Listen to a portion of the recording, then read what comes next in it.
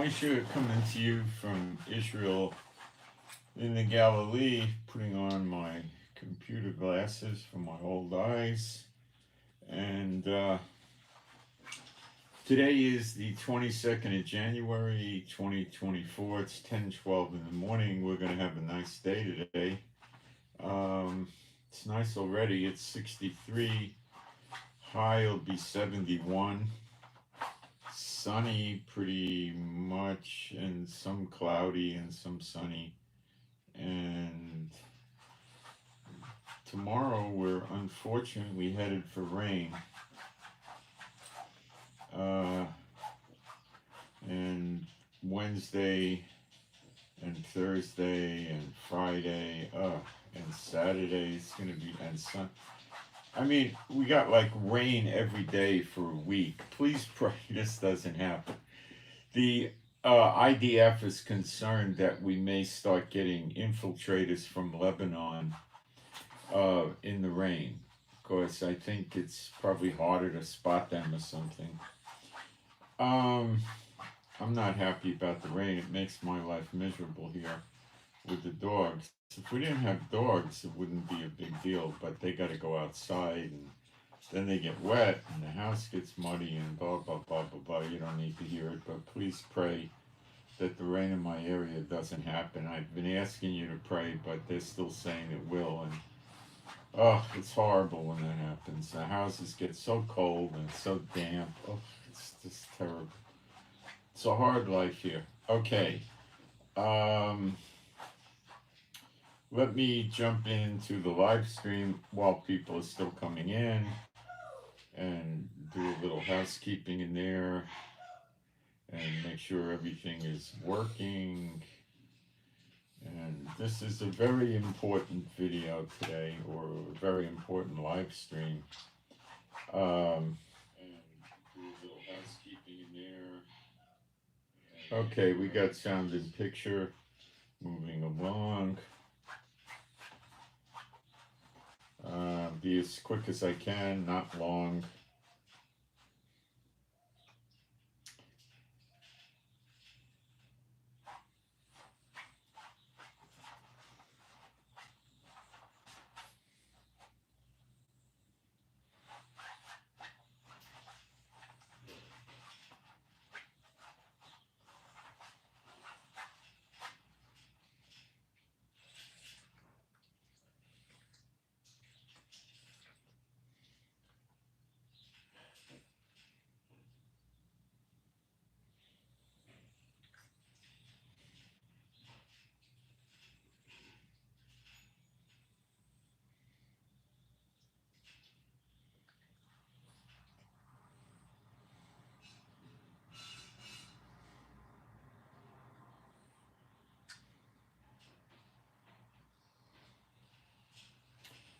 Okay, almost there. Sorry to do this, but I don't have another way of getting things done. So, if you have prayer requests, you can put them up in the chat. If you want the prayer requests to be more anonymous, you could send me an email. My email's up at the chat, at the top, actually pinned at the top of the chat. So you can do that too, and it's not pinned at the top of the chat now, but it will be in a few seconds. It's up at the top of the chat. Okay, I'm done with this. People are coming in. Looks good. All right, Bible-believing site we are, so we'll do our praise. There is no God like Jehovah. There is no God like Jehovah. There is no God like Jehovah. There is no God like Jehovah. There is no God like Jehovah. There is no God like Jehovah. There is no God like Jehovah. There is no Messiah like Yeshua. There is no Messiah like Yeshua. There is no Messiah like Yeshua. There is no Messiah like Yeshua. There is no Messiah like Yeshua. There is no Messiah like Yeshua. There is no Messiah like Yeshua. All right, so we'll start off with a little bit of the intel of what's going on. Uh, as I said yesterday, Saudi Arabia shelled an area with artillery, shelled an area in Yemen where the Houthis occupy it. I have not gotten any further clarification on that. The internet outage yesterday that knocked me out, we got to the bottom of that. It was not terrorism or hacking or anything. A big internet hub had a part burn out, blow up, take your pick, break, fail, and they didn't have a backup for it. So they apparently had to drive to some other part of Israel and pick up a backup component from them and then drive back. So that took about 6 hours till the internet got restored, but it's back. And pray that we don't have internet or Wi-Fi glitches or outages during the live stream, please. Okay, so there was nothing nefarious about that. It was probably 20 or 30 little communities in my area, no big city, that had the outage. And I think it was on all the carriers, which doesn't surprise me because I think underlying this, there's Bezak, the national phone company, that has the internet lines, and they sell them to other companies that are basically reselling.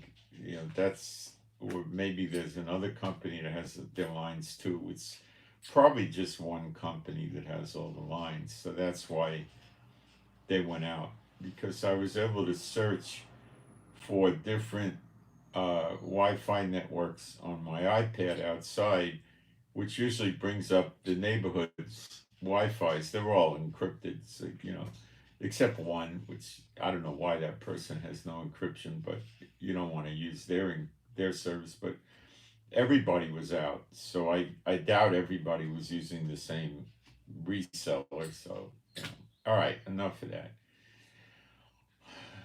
Lebanon has till the end of January to withdraw back to the Livni River, which is about 17 miles into Lebanon away from the border. They have not said they will do that. They haven't done it. Will they do it? I don't know.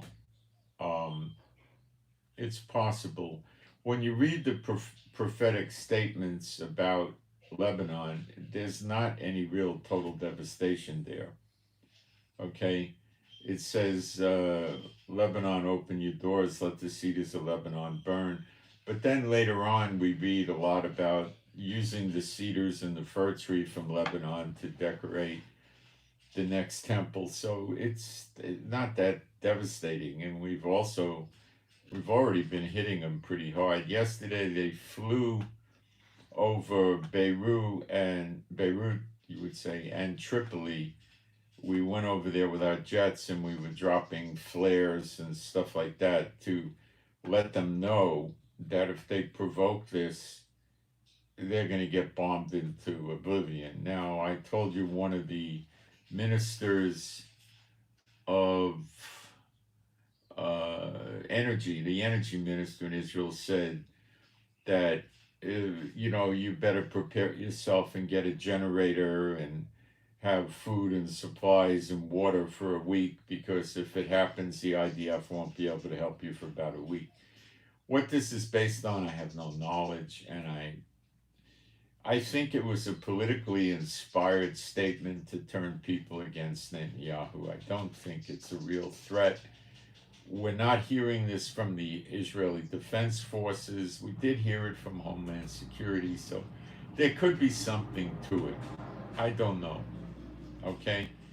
But we're pretty well okay for something like this. It'll be miserable without electricity and without heat, but other than that, we're okay. All right. The fighting with Hamas is continuing. The pressure to start a two-state solution from Biden is idiotic at this point. Hamas is saying to end the war, they want all our prisoners in Israel for terrorist actions to be released, which would be at least 5,000 to 7,000 people. The chances of Israel doing that is not 1%, it's zero. Okay? Um, it seems that Netanyahu stepped up the attacks in Gaza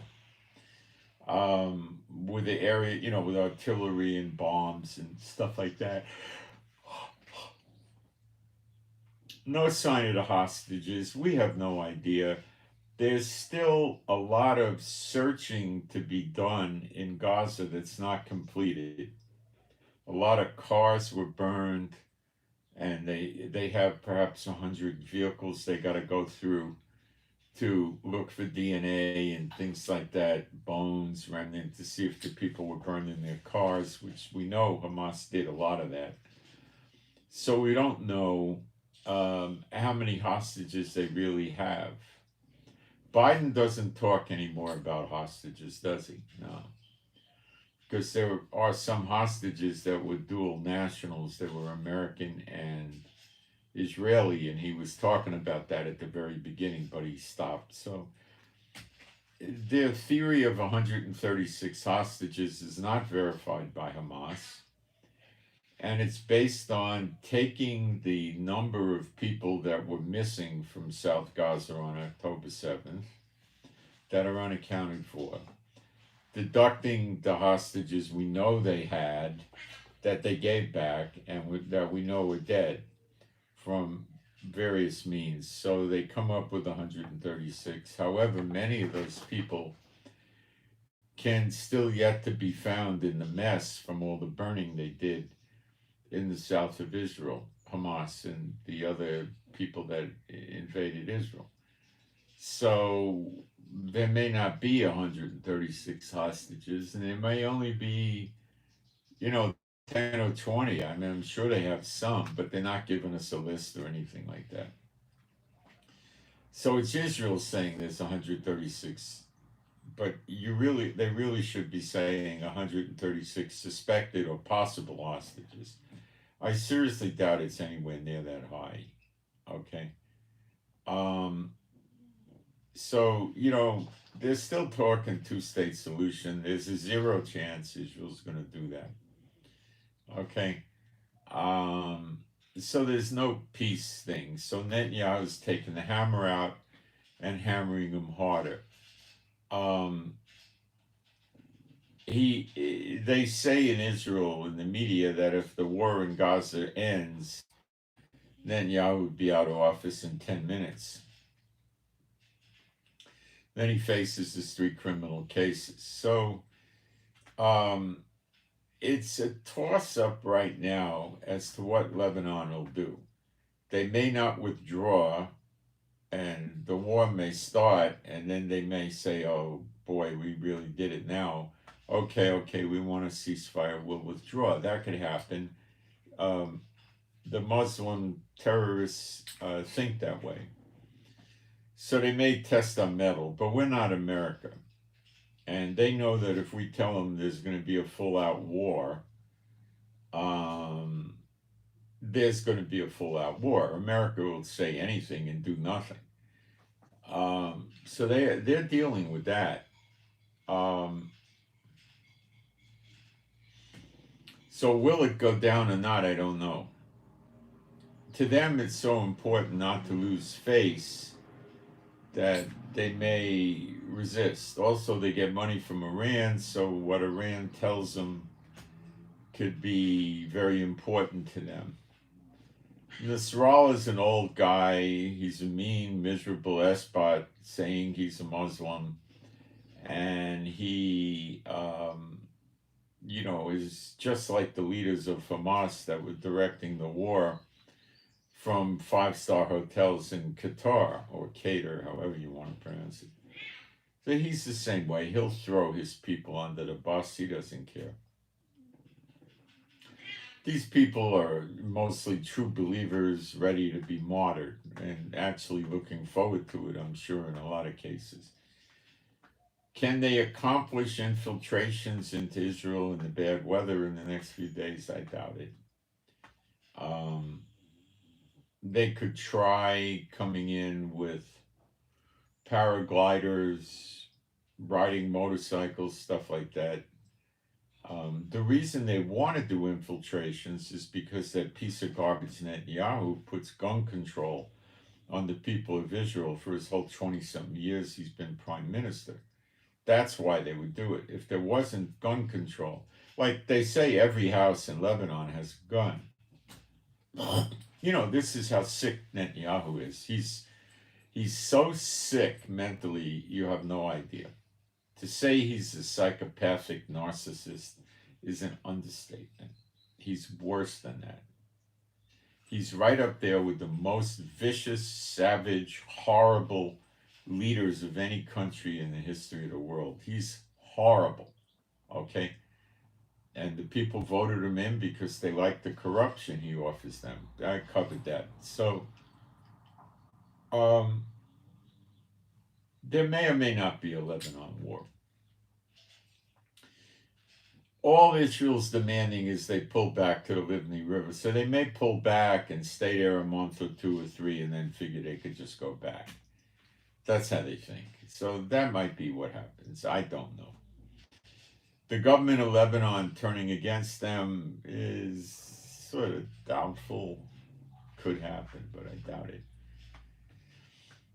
Now, the government of America fighting in Lebanon. Now, the Lord showed me a bunch of stuff this morning that I'm going to pass on to you. That's very important about timing of Zechariah 12, which is Gog and Magog, which is Zechariah 14, which is Ezekiel chapters 8 to 11, which is the book of Joel, and the destruction of the daughter of Babylon, tied into the year of recompenses and the year of redemption.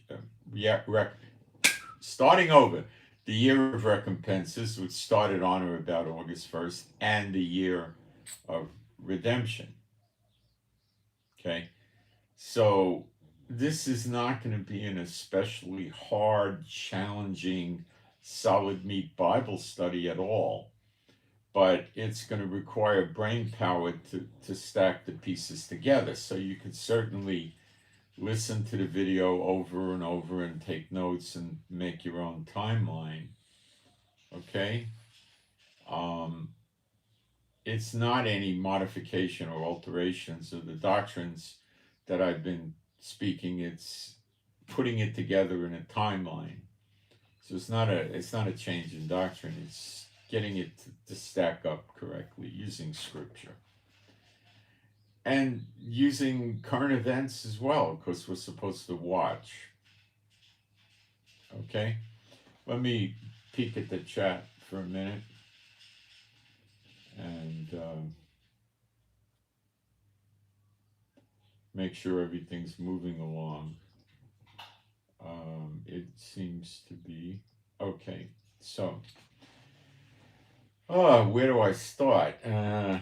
Let's start with Taiwan, North Korea. Let me just lay the groundwork for you, okay? Now, let's not, remember I've always taught you, don't just listen to the words of the world leaders. That's silly. They lie. That's why they're in office, because they're profound liars and they're all S-spots, every country, including the one I'm sitting in. So, are all the nations turning against Israel? Yeah, kind of, that's for sure. They always have been, though. This is nothing new. So, what is the problem that Russia, China, and North Korea, and Iran have with America? America, in Jeremiah 50:51, the daughter of Babylon, which it is this described as the great voice and the hammer of the whole earth. The Bible infers rather strongly that America is the cause of all these disturbances in the world, and they are. Okay? Not to say that China and Russia are, squeaky clean, of course, nor Iran. Now, one thing you got to understand, there's 50-something Muslim nations in the world, okay? The vast, overwhelming majority of them are Sunni. Sunni do not get along with Shiite. The Sunni Muslim nations at this point in time are not attacking Israel. They're not doing it. So who's doing it? Let's go through it. Gaza, which is Hamas predominantly, with other terrorist groups, but they're the vast majority. The Hezbollah in Lebanon, which is not the Lebanese government. Lebanon has a lot of Catholics and Christians and other religions up there. Iran, of course, and then you get into Iraq, and Syria is some sort of weird one. It's Wahhabite or some oddball sect of of Islam, but they do work with Iran. So we could put them in there, and of course, Iran. So you got Gaza, you got Lebanon, you got Iraq, you got Syria, you got Iran. That's it. Who's not rising up against Israel in the immediate area at this point in time? Kuwait, Bahrain, Qatar, UAE, which is Dubai, United Arab Emirates, right? Oman, Saudi Arabia. Oh, Yemen is also in there, of course. And Saudi Arabia and Jordan. Egypt's not rising up. Algeria declared war. Algiers declared war but does nothing. So there really aren't any that are ready to go combat Israel. They have a lot of deep-seated doctrinal differences with each other, sort of like the evangelical church and the Catholic church. There's big, deep-seated differences, okay?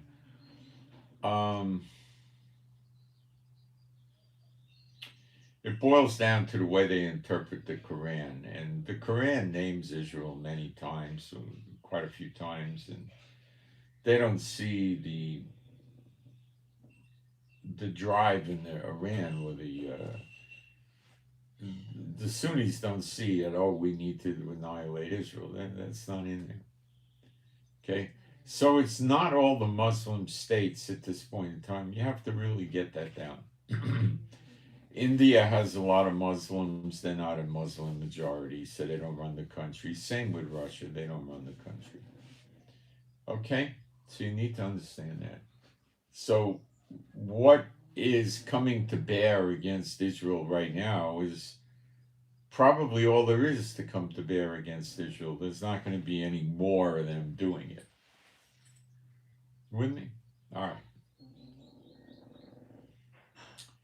So what is the act? Now, remember I told you there's different tiers the way these countries are operating. And the top tier is Russia, China. Okay, they're tier 1. They're the ones that have the money, the military, all these others don't have an air force or a navy. So it's China and Russia to speak of. So it's China and Russia.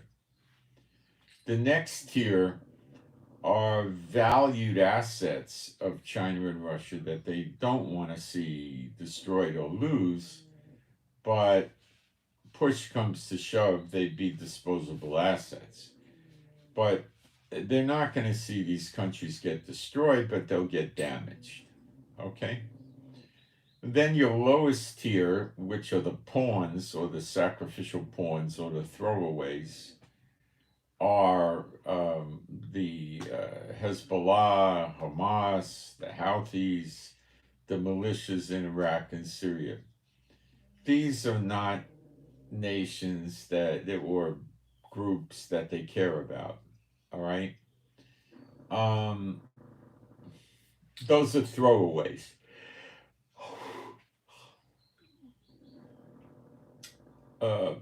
China, Iran, China and Russia are the kingpin players, okay? And they have an axe to grind big time with America. starting with Trump and then into Biden, there's been numerous sanctions put on these nations that have really hurt these countries, really hurt them. And their economies are in bad shape.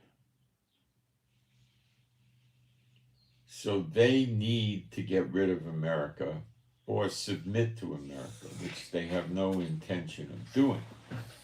Now, this is the Lord's snare on America. Jeremiah 50, verse 24. America's in a snare from the Lord.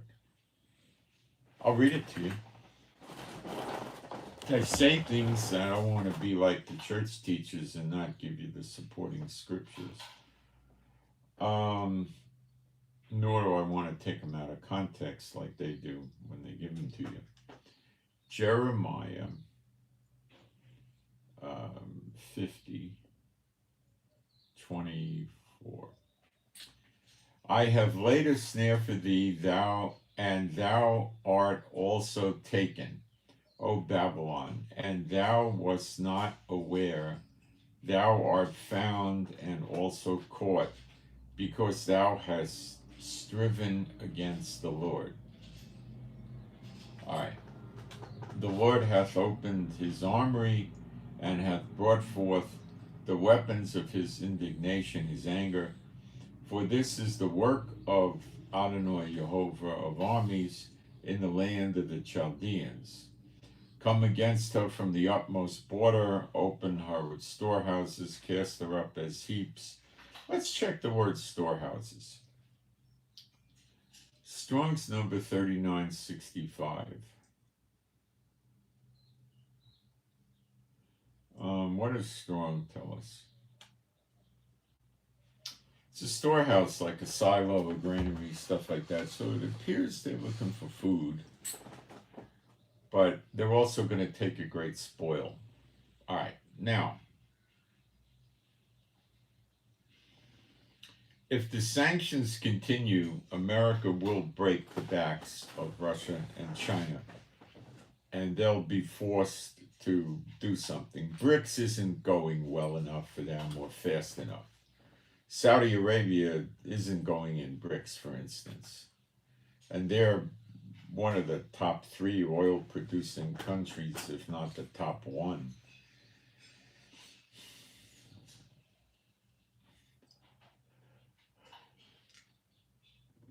I'd say India probably has a foot out the door with BRICS. They're not too happy about this right now, I don't think. So they're suffering from sanctions, and they got to do something about it. They can't last forever. North Korea and Iran are also suffering from sanctions from America that are taking its toll heavily. Okay? Heavily. So we look at the Pacific, and China's been putting ships surrounding Taiwan of various sizes and numbers every day, or almost every day. They wake up in the morning and they're surrounded by ships, and they have planes in various numbers, depending on the day, fly over Taiwan and violate their airspace. Taiwan cannot hold up against China. If America comes to Taiwan to help China, aside from it being a huge bloody battle, it will be hard for America to run this kind of a war. Why?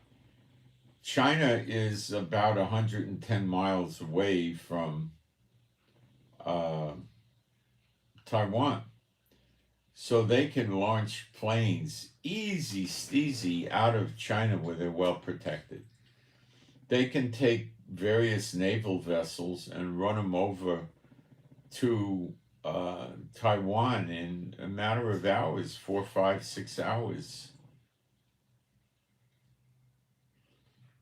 America trying to attack and invade mainland China would probably require the entire American military, which they can't do because they're bogged down in the Middle East and in Europe and other places they're worried about, so they can't do it.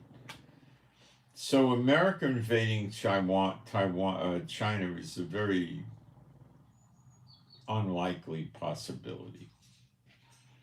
America has warships in the region, but they're hardly enough to handle China.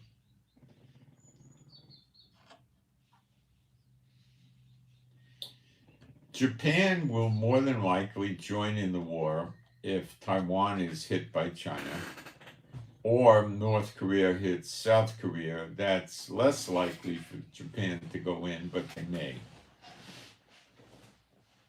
Japan has a pretty decent military force, and it's not anything China's going to sneeze at, but it's not enough.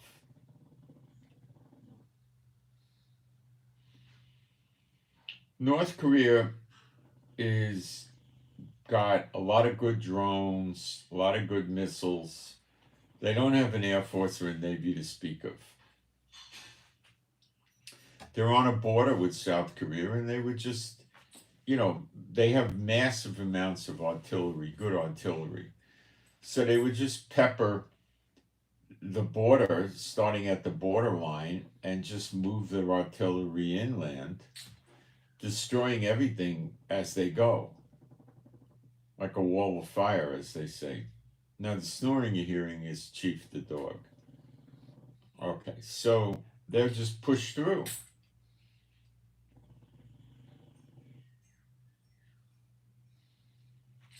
Putting artillery in front of them, obliterating everything as they go.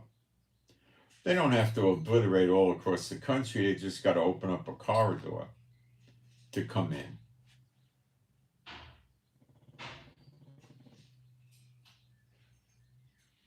They have armor, tanks, and they would just come in and start devastating South Korea. There's a military base in South Korea which used to have 28,000 soldiers. It's probably somewhat higher, or maybe not right now.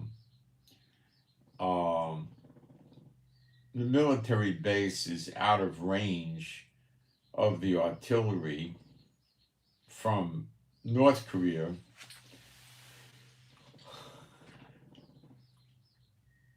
Assuming they're, but that doesn't work because as North Korea pushes in, they'll become within range of the military base and start attacking that. They have huge amounts of artillery. And they have what's called rocket-propelled artillery shells, which go 40 miles.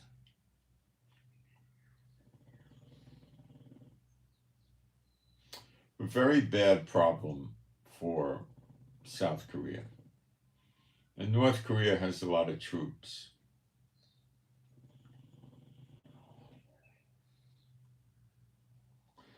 What America, China, North Korea, and Iran need is for America to go away, not be around anymore. If America is gone and not around anymore, then they can proceed to do what they want. Now, what you're looking at here is the beast in Revelation 17 and the 10 horns, which are 10 kings that have not yet received the kingdom, which would be BRICS.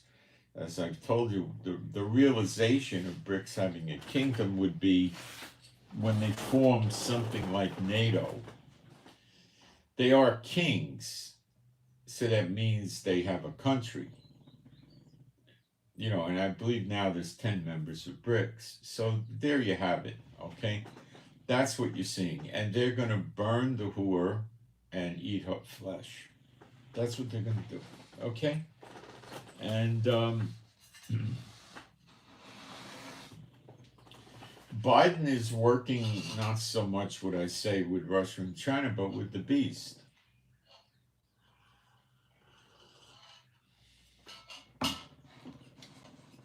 Satan gets along with the beast because he gives the beast his seed, his kingdom, and his throne. That's very plain Revelation 13, the first two verses. And when he comes up out of the sea and John standing by the sand sees him. And so the inside the earth place that he's with the whore is probably down inside the earth, and he emerges out coming through an ocean because the ocean's on top of it. The beast wouldn't be a regular, human being. He wouldn't look like a bear and a leopard. That's just allegorical to describe his attributes. Now, the interesting thing is in Revelation 2, we read about what the Bible uses the word in the King James Church, which is a bad translation. It's ecclesia, the called out from among, at Pergamos. And it says right there in Revelation 2, verses 12 and 13, and 14, I think, that Satan's seat is in Pergamos, and Satan dwells in Pergamos. So back to Revelation 13, Satan gives him his seat, his power, and his authority. So the seat is in Pergamos, so that has to be where the beast and the false prophet and the talking statue set up their temple. Otherwise, it wouldn't make any sense. It wouldn't have Satan's seat, power, and authority. So that Pergamos is in Cyprus, North Cyprus, by the water, which is owned, operated, and controlled by Turkey right now, former seat of the Ottoman Empire, Turkey. And that also says that's where Satan dwells. So that's where the temple's going to be. Now, there never was a Pergamos in Israel.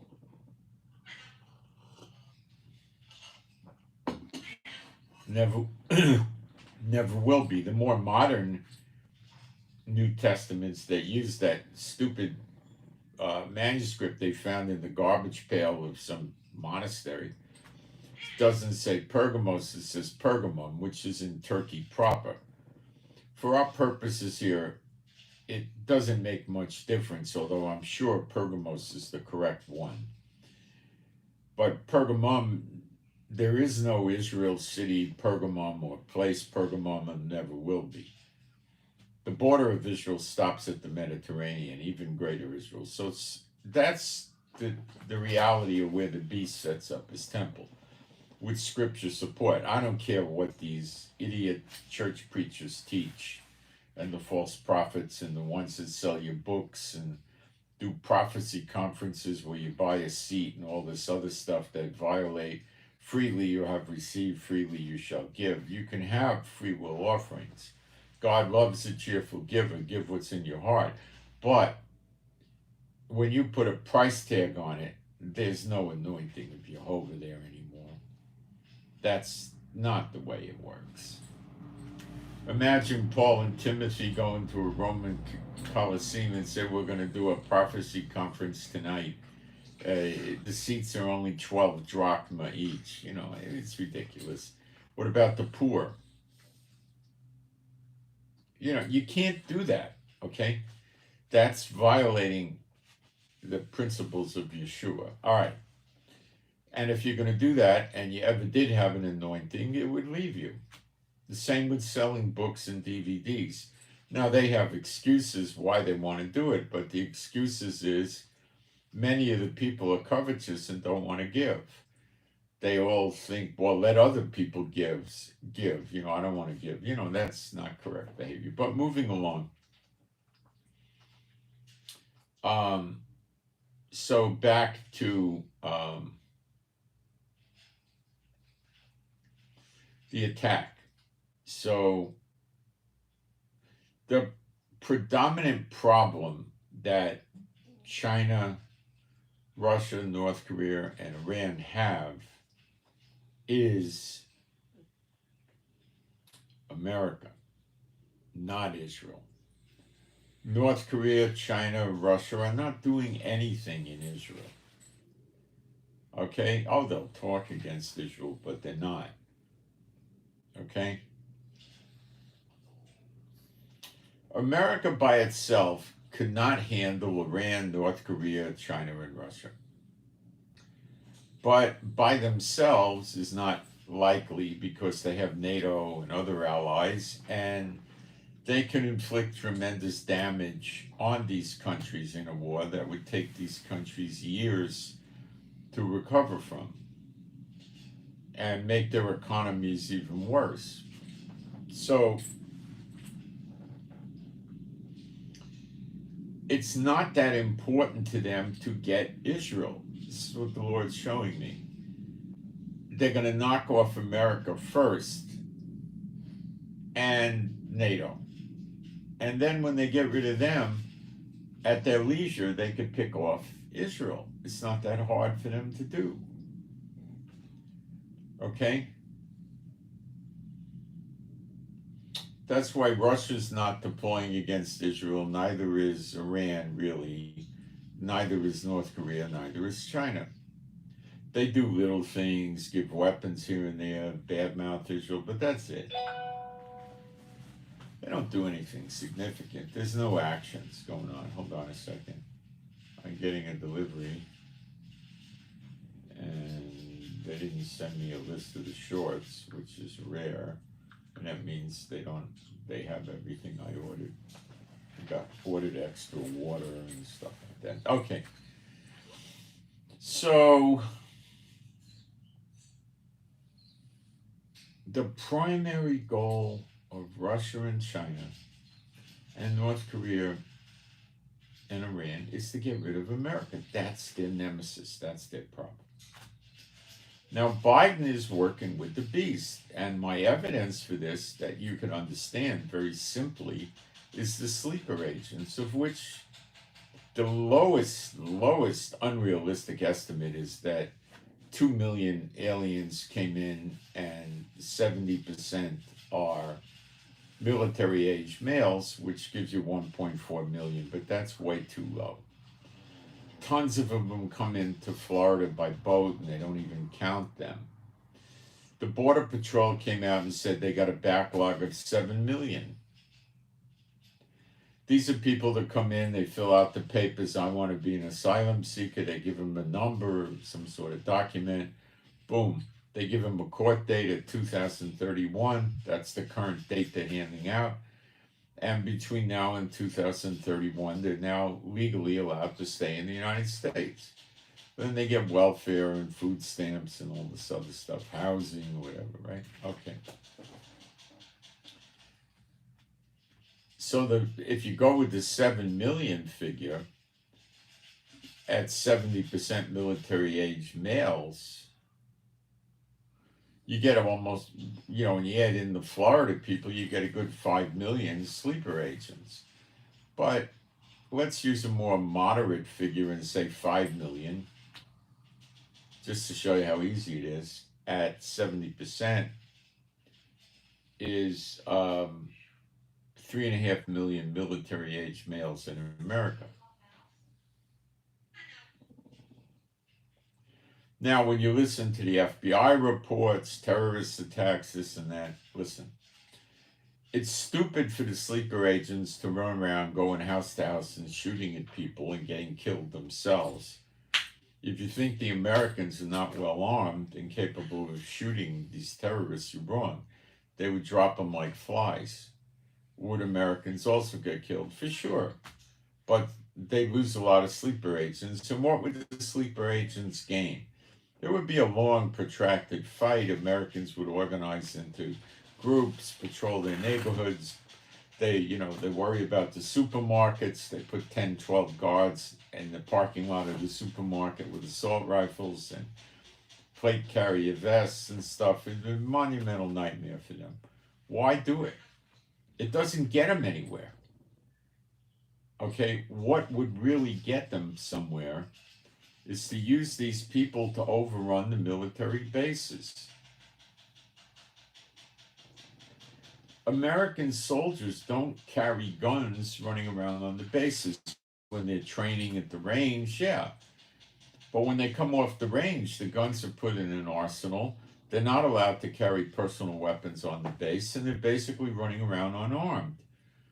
So let's say you take a substantial base, they have Department of Defense police and they have MPs. So What do they have? They have police patrolling the base, looking for people stealing, trespassing, fights.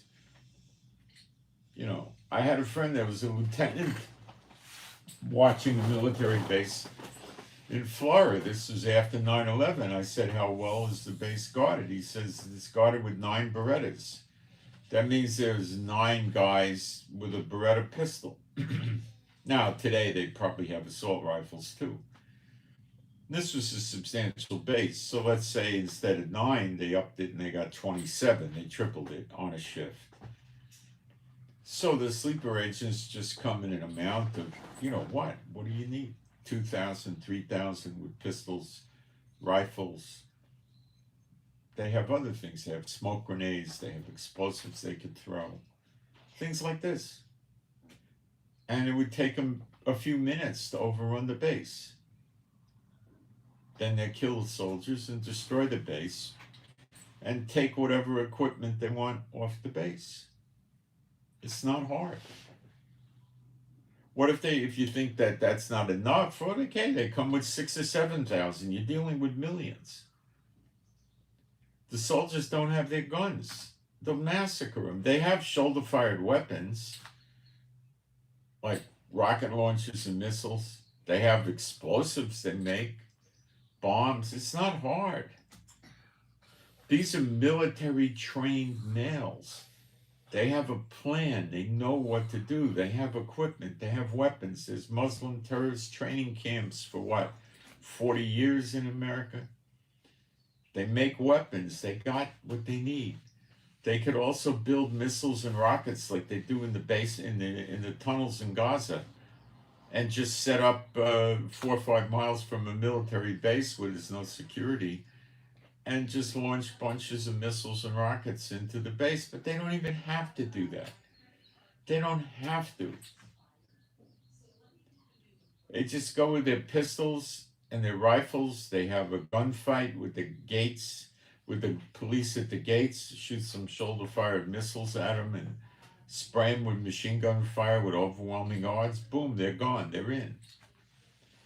Just like they invaded Israel, and they start mowing down, and of course they're going to have the cooperation of Biden, old open border Biden, and they mow down the soldiers, and they could take tanks, armored personnel carriers, jeeps, Humvees, armored or not, whatever they want to get, they could get. They'll get into these places. They'll force people to get in. They'll rape the female soldiers. They'll torture, they'll maim, they'll do all this evil, wicked stuff. Because they're evil and wicked. 1 second, let me see what this is. I have no idea. Because of the war, you get a lot of idiot mail. It's usually idiotic.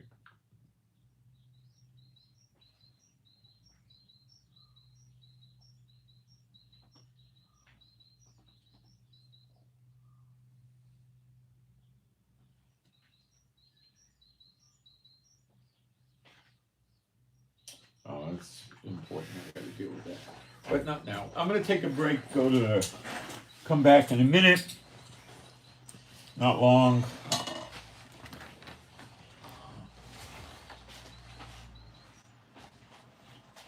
You can put questions in the chat.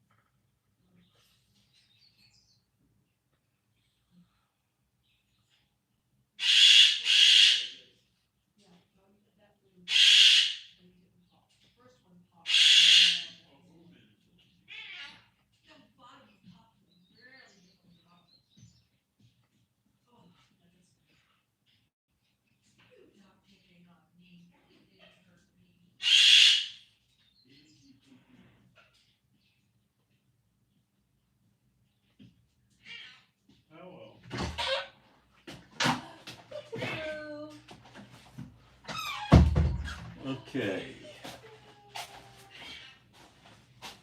So if you're starting to doubt this with Biden, you gotta just remember the open border and how devastatingly devastating that is, and how he's tenaciously refusing to give in. He still wants that border open. In the scriptures, we read ruler against ruler, and the governor of Texas is against Biden. And Biden said he's going to put what was his word? He's going to file some legal papers, restraining order, I expect, against, I think he did, or he shortly will, get a restraining order against the governor of Texas, which will, by itself, have not a lot of teeth, because the governor of Texas is not going to comply.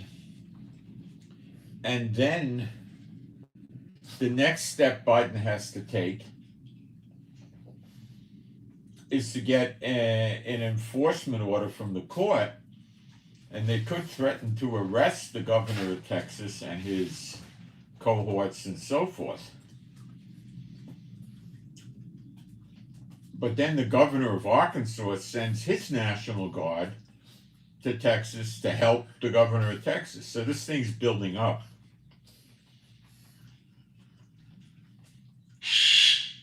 Now,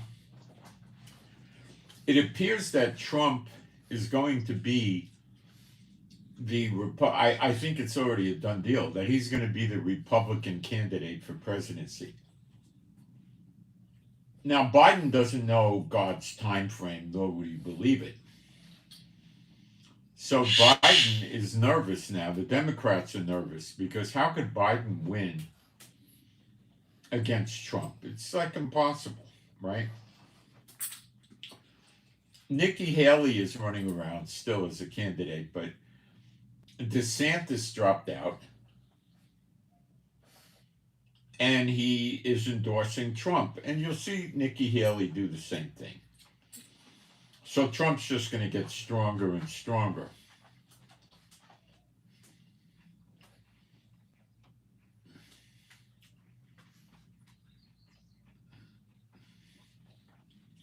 The Democrats need to do something if they want to win.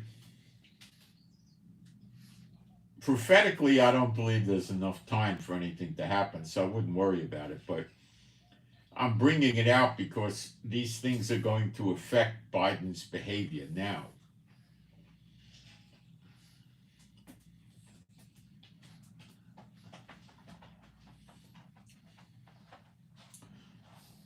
The best move the Democrats have at this point in time, they don't have a candidate.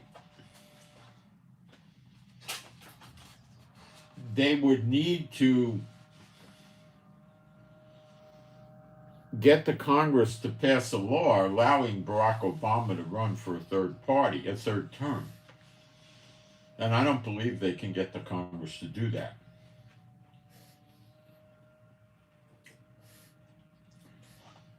That's the only possible they have to win an honest election, is with Obama. And he'd probably beat Trump, because that's how America is. And he could handle Trump in debates.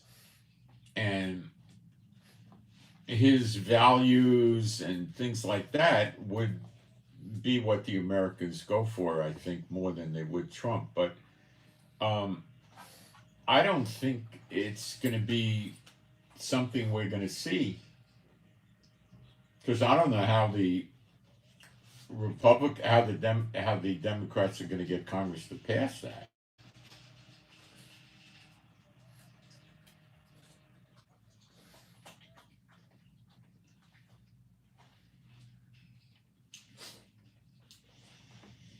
The other thing that I'm quite sure you're going to see is Trump is going to petition all the three courts, I think it's three, that have criminal cases active against him. And he's going to say, I'm the Republican candidate for president, and I can't deal with these cases. It's a national issue and blah blah blah, and get the courts to stall his cases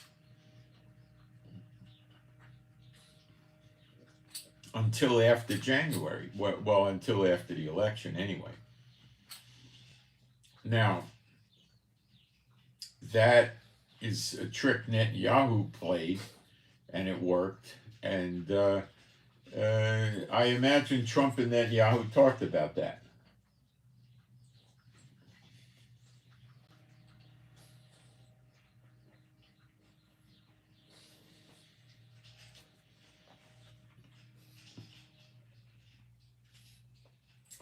Now, if these cases resume after Trump is an elected president, especially after January 20th, 2025, when he is seated,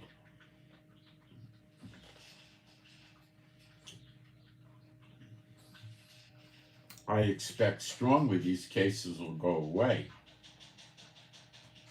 Because Trump would now have a bag of tricks that he could use against these people prosecuting him.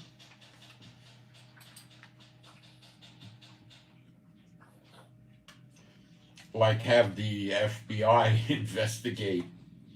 He immediately changes the director of the FBI, who changes the assistant director, and the SACs, the special agent in charge of the different field offices, and gets 2 or 3 big field offices to assign a couple of hundred agents to investigating all these charges, where the evidence came from, using sedition and treason as an excuse. And, it fall apart.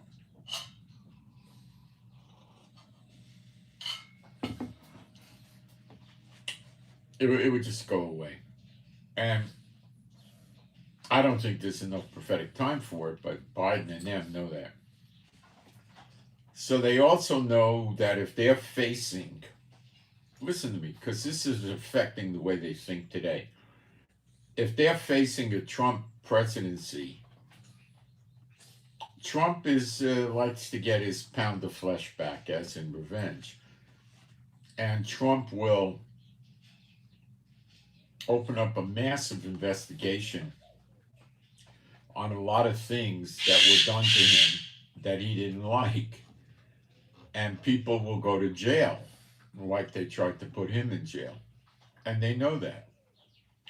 And the way I see it, the only way they're going to get out of this is if they could find a way to run Obama.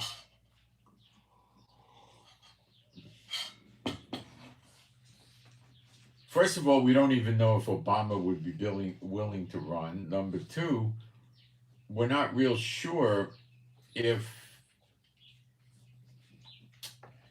he could ever get the Congress to approve that. They can't just run Obama. Obama has to get permission from Congress, probably a 2/3 vote or something, or they have to do a constitutional amendment to allow a president to have a 3rd or a 4th term. If they managed, the Republicans wouldn't like that, because they know that Obama could take a serious run at Trump and possibly beat him. Okay, Biden can't beat anybody. Okay, but Trump and Obama would be a real fight. So we're going to see Biden and the Democrats act politically in certain ways consistent with this, because they believe there'll be a next election.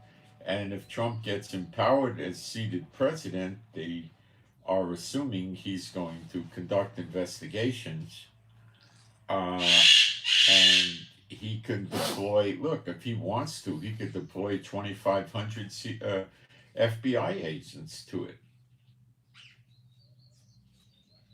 A massive undertaking that would probably only take a month or two, and they'd have so much information. Then he modifies he's just going to get it. Everybody will run and be afraid of him then, and he can counter all this stuff and clear his name, maybe lots of things. And he could do it at the same time that he attempts to rid America of the the people that enter illegally and then file asylum status. A lot of them don't even ever bother doing that. They just stay there. So, look, with millions of illegals, Trump probably wouldn't even get more than half of them out over 4 years. So let's get real. Okay?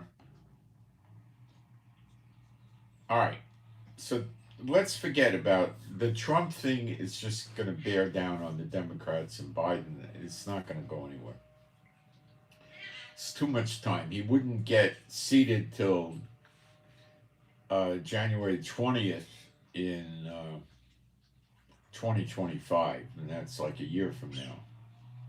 I mean, yeah, it could still fit into something, but I doubt it.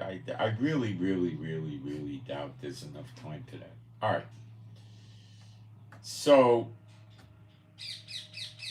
the idea is still to stir the trouble up in the Middle East, and Biden is going to be cooperating with these people: North Korea, Iran, Russia, and China. So they give him excuses, and he embeds much of his military into the Middle East. Biden has to be careful of the American militias, which the Senate has introduced a bill to make them illegal to gather together and do training or anything. So he's scared of them, and they used to be 6 million, and today, that's a long time ago, today they're probably 12 million. Okay? That's a problem. And he has to be careful there's no uprising in America that could be successful.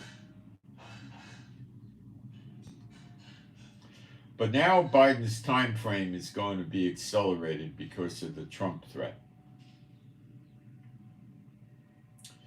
So don't pay attention to the FBI and Homeland Security terrorist threat, car ramming, shooting. That's not what they're after. They're after knocking out the military. And it says in Jeremiah 50:51, the entire military of America is going to be killed. So what will Biden do next? It's very likely now that I'm looking at this that Biden may help Israel in Lebanon with Hezbollah. I can't guarantee it, but it's likely. It gives Biden a plausible excuse to embed more military resources and assets in the Middle East away from America. Okay? Now, them attacking, the Houthis have gone pretty far. This is part of the snare. They're attacking the Sea of Aden and the Red Sea. The Suez Canal is shut. They gave permission to China and Russia to run their ships through the Red Sea, but as far as I could tell, Egypt has the Suez Canal closed, so it doesn't do them any good.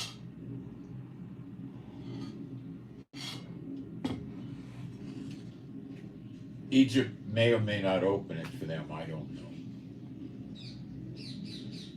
So you look at this, and Biden is attacking them with missiles and bombs. It's not doing any good. There's an Iranian warship in the immediate area near Yemen, and I'm sure they're using the ship's radar to isolate targets.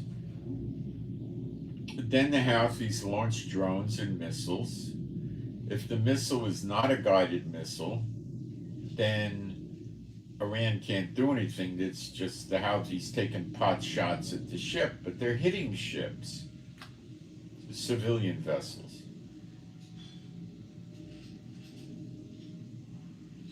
So if they have guided missiles, which are Iranian, which Iran gives them, with optics in the warhead, cameras,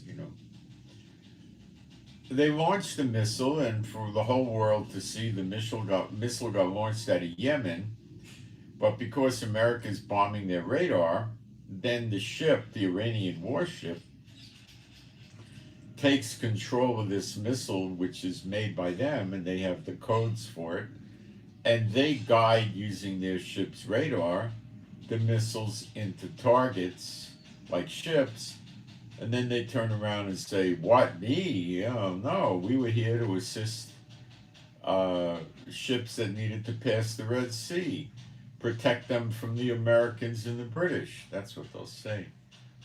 They'll deny it. Most of the world won't understand it.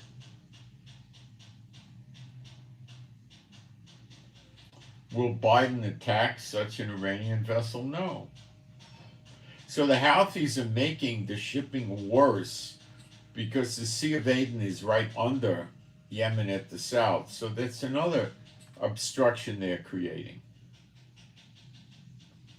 And Iran is beginning to create obstructions in the Sea of Oman, the Indian Ocean, and the Persian Gulf, which they'll pursue, but they're probably waiting to see America get embedded with the Houthis. America cannot stop the Houthis without an invasion. A big invasion will stop the Houthis. Can they go in with 25,000 troops? Not realistic. What about 100,000 troops? Way more realistic. Will create a lot of damage, but it'll be going slow. I think they need 250,000 troops, which they don't have. But they can raise troops from the other countries that are working with America in this coalition by deploying ships down there by Yemen to help protect people in the Red Sea.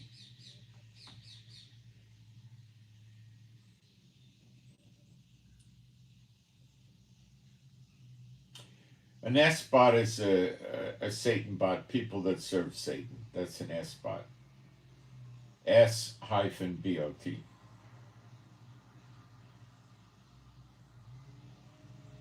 I'll be getting to Iran in depth in a little bit. All right, so America's going to do more missile attacks and bomb runs at Yemen, and they're going to create some damage, but it's not anywhere near going to stop them. Look at us with Hamas. The Houthis combined with the Yemen military are 200,000. Hamas with PIJ and the other splinter groups is 50,000. So Hezbollah's 100, Houthis are 167,000. So with the Yemen military, they're 4 times stronger than Hamas. Yemen's got like 40 million people. Gaza got 2.5 million. Okay, America. I mean, to say they could do it with 100,000 is based on the fact that they got advanced missiles and planes and helicopters and lots of them. And I don't think that's enough. But they could cough up 100,000, and perhaps the other countries come up with 50,000, and then they start, and then while they're in there, they realize they need another 50 or 100,000. And it's such a big mobilization. They're going to have to run ship after ship after ship with tanks, cargo planes. Where are they going to put the stuff? Well, they'll put it in Jordan, and they'll predominantly put it in Saudi Arabia. Doubt they'll put it in Israel. All right? Maybe the UAE, too. They'll put it in different countries, not just one place. You know, now if they go to the Saudis, give us 30,000 soldiers, Saudis probably not going to do it. They'd probably give them 5,000, 7,000. You know, they'll get soldiers from a lot of these different countries. And then they'll probably go in from Saudi Arabia on a land border, and they'll have tremendous air coverage to protect the troops, and they'll send them in with armor, and they'll probably set up a beachhead on the Yemen coast, or 2 beachheads, so they could land. You know, they'll send a few thousand expeditionary Marines in, so they could send like 5,000 expeditionary force Marines on the coast by Sea of Aden, and They could set up a strong beachhead that'll have missiles, Patriot anti-missile systems. They'll have artillery. They'll have tanks, Humvees.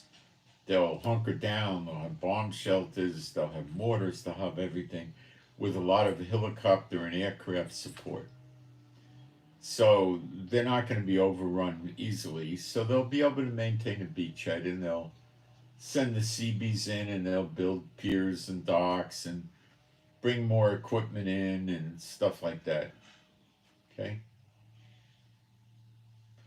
So they'll probably open up a Red Sea beachhead and a Sea of Aden beachhead and one or two Saudi Arabia entry points.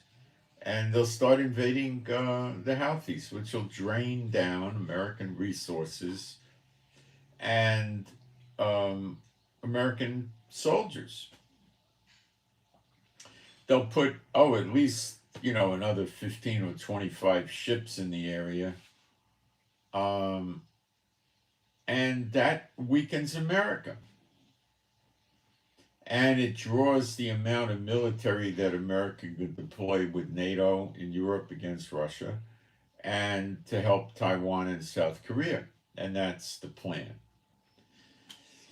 Now, Iran will try to do something to get America mad at Iran as well. The idea is to spread America out into as many theaters as possible to weaken it, and Biden's helping. So that's why Biden might go in Lebanon with Israel. Okay? It's a great reason to deploy another 20,000 soldiers or something like that into the area, And, 200 tanks or 100 tanks. I don't know how he'll do it. He'll probably just do it with air support and Navy ships shooting missiles. That'll probably be it.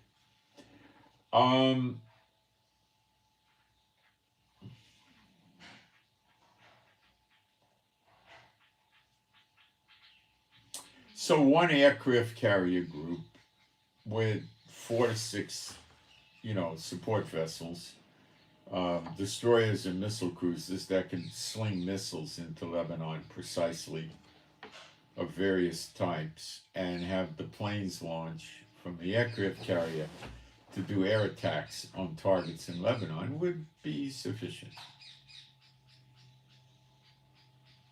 And Israel would join in. And then comes the Houthi thing, and then Biden said, well, what am I going to do to closing shipping? So then he sends troops in there.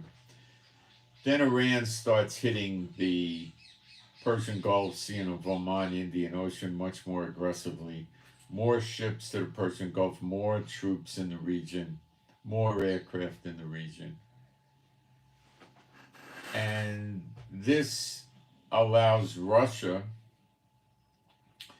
to attack countries in NATO, which they really want to take out Poland. See, NATO without America is not a real threat. The UK and France have serious militaries, and Italy and Germany have much smaller but serious militaries. So France will overwhelmingly do nothing like he always does, okay? Except verbiage. And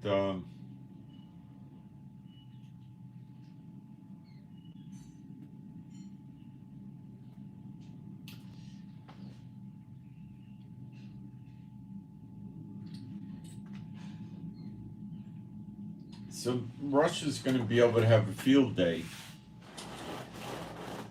with NATO. Now you have to understand that Russia has not brought their crack troops and their good military equipment to Ukraine. They took a bunch of old tanks out of cold storage, Cold War era 1990 tanks, and they send them to Ukraine. They take new draftees into the military that have superficial training, they send them down to Ukraine. And they use some missiles, and they have Iran giving them drones, and, this type of thing. Russia can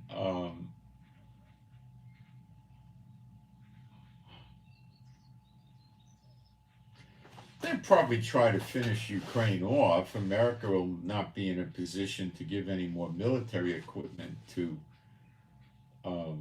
Ukraine, and when they attack Poland, it'll stop the transfer of equipment from NATO countries to Poland and then by ground into Ukraine.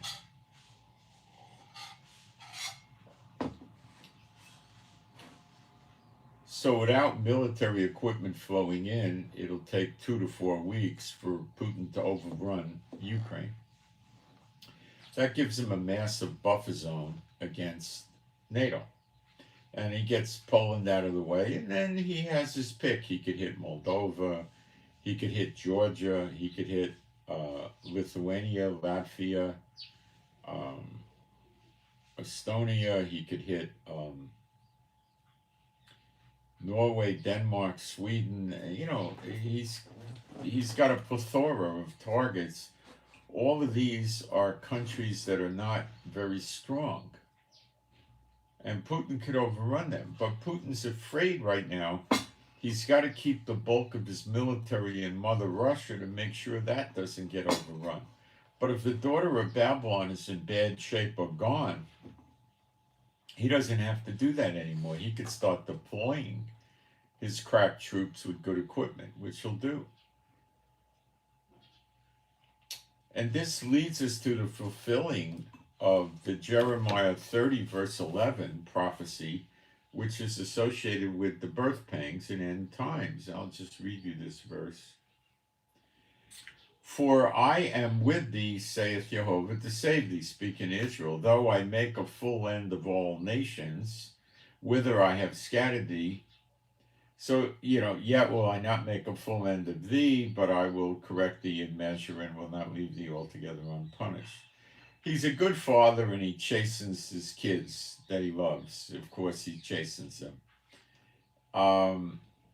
So he's going to make a full end of all the nations, and this is going to happen before the birth of a nation in a day. So the most logical assumption, okay, where did he scatter the Israelites into?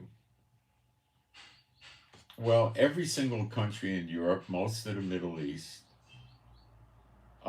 everything in North, South, and Central America and the Caribbean, or most of the Caribbean nations, and they've been in the Asian countries in the Pacific as well. So they're all going to be gone.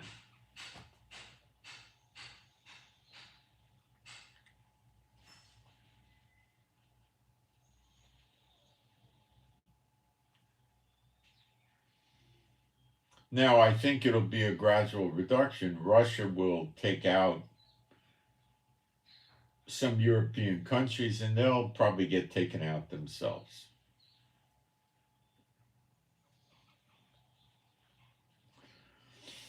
So it appears to me that Iran will suck America into doing a land invasion in Iran. Now, for America to conquer Iran, they would have to send at least 1 million troops, which they can't do. So they're not going to win in Ukraine, in Iran. If they're stupid and they try to send 100,000 troops, they're going to be very sorry. It's going to have to be a big number.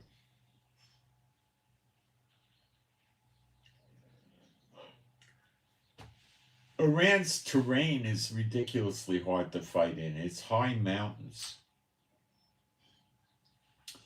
The tanks don't go up high mountains.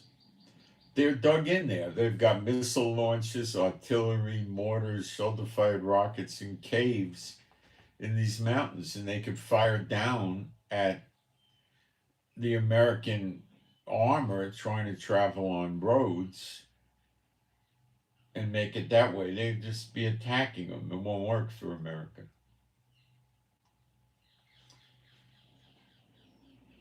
They're underground. They have underground bunkers, tunnels, and so forth. The damage is going to be minimal. But it's going to get the American military further entrenched. And then one day we wake up in the morning and North Korea is shelling South Korea and China's hitting Taiwan. And America now has an excuse to send more assets out of there. And then the sleeper agents rise up and take the military bases out. Or The sleeper agents will probably, this is what I think, they'll rise up first and take out the military bases. Because then America ain't sending help to nobody. And once they do that, then they could knock off Taiwan and South Korea and Japan and all of that, and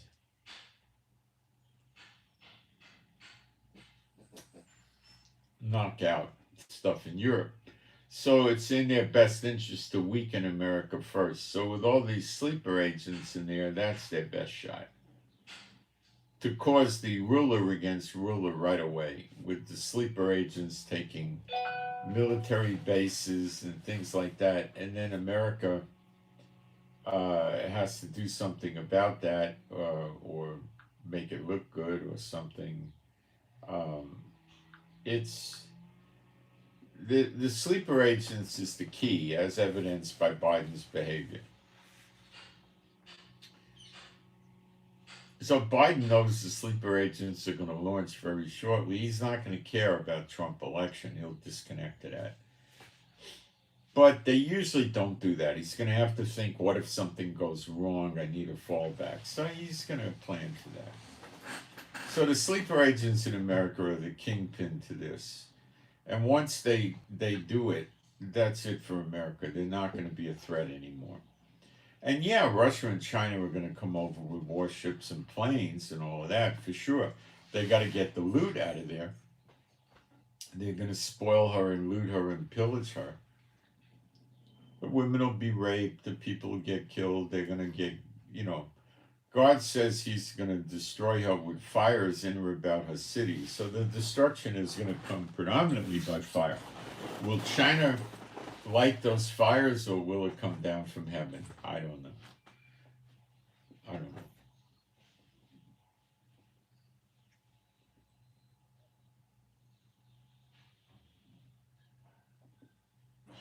So their plan is to knock America off, and after they knock America off, they'll come clean up and get the other countries. And that's their idea. So America should go pretty quick. Now, we read the Day of Vengeance, and it's associated with the day of the year of recompenses and the year of redemption.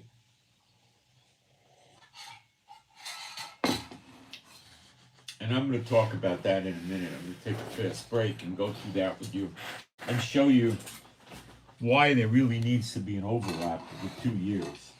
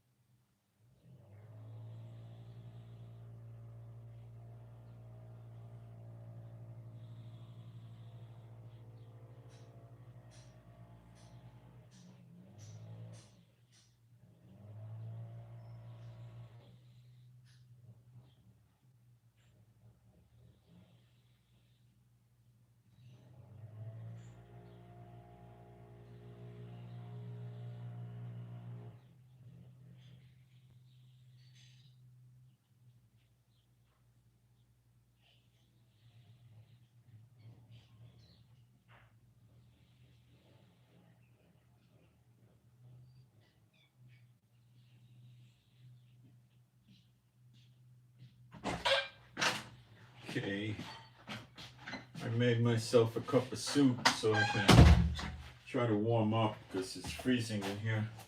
Okay, guys, I can't get to my chair. You're blocking me. How do I get in, Chief? Want me to fly?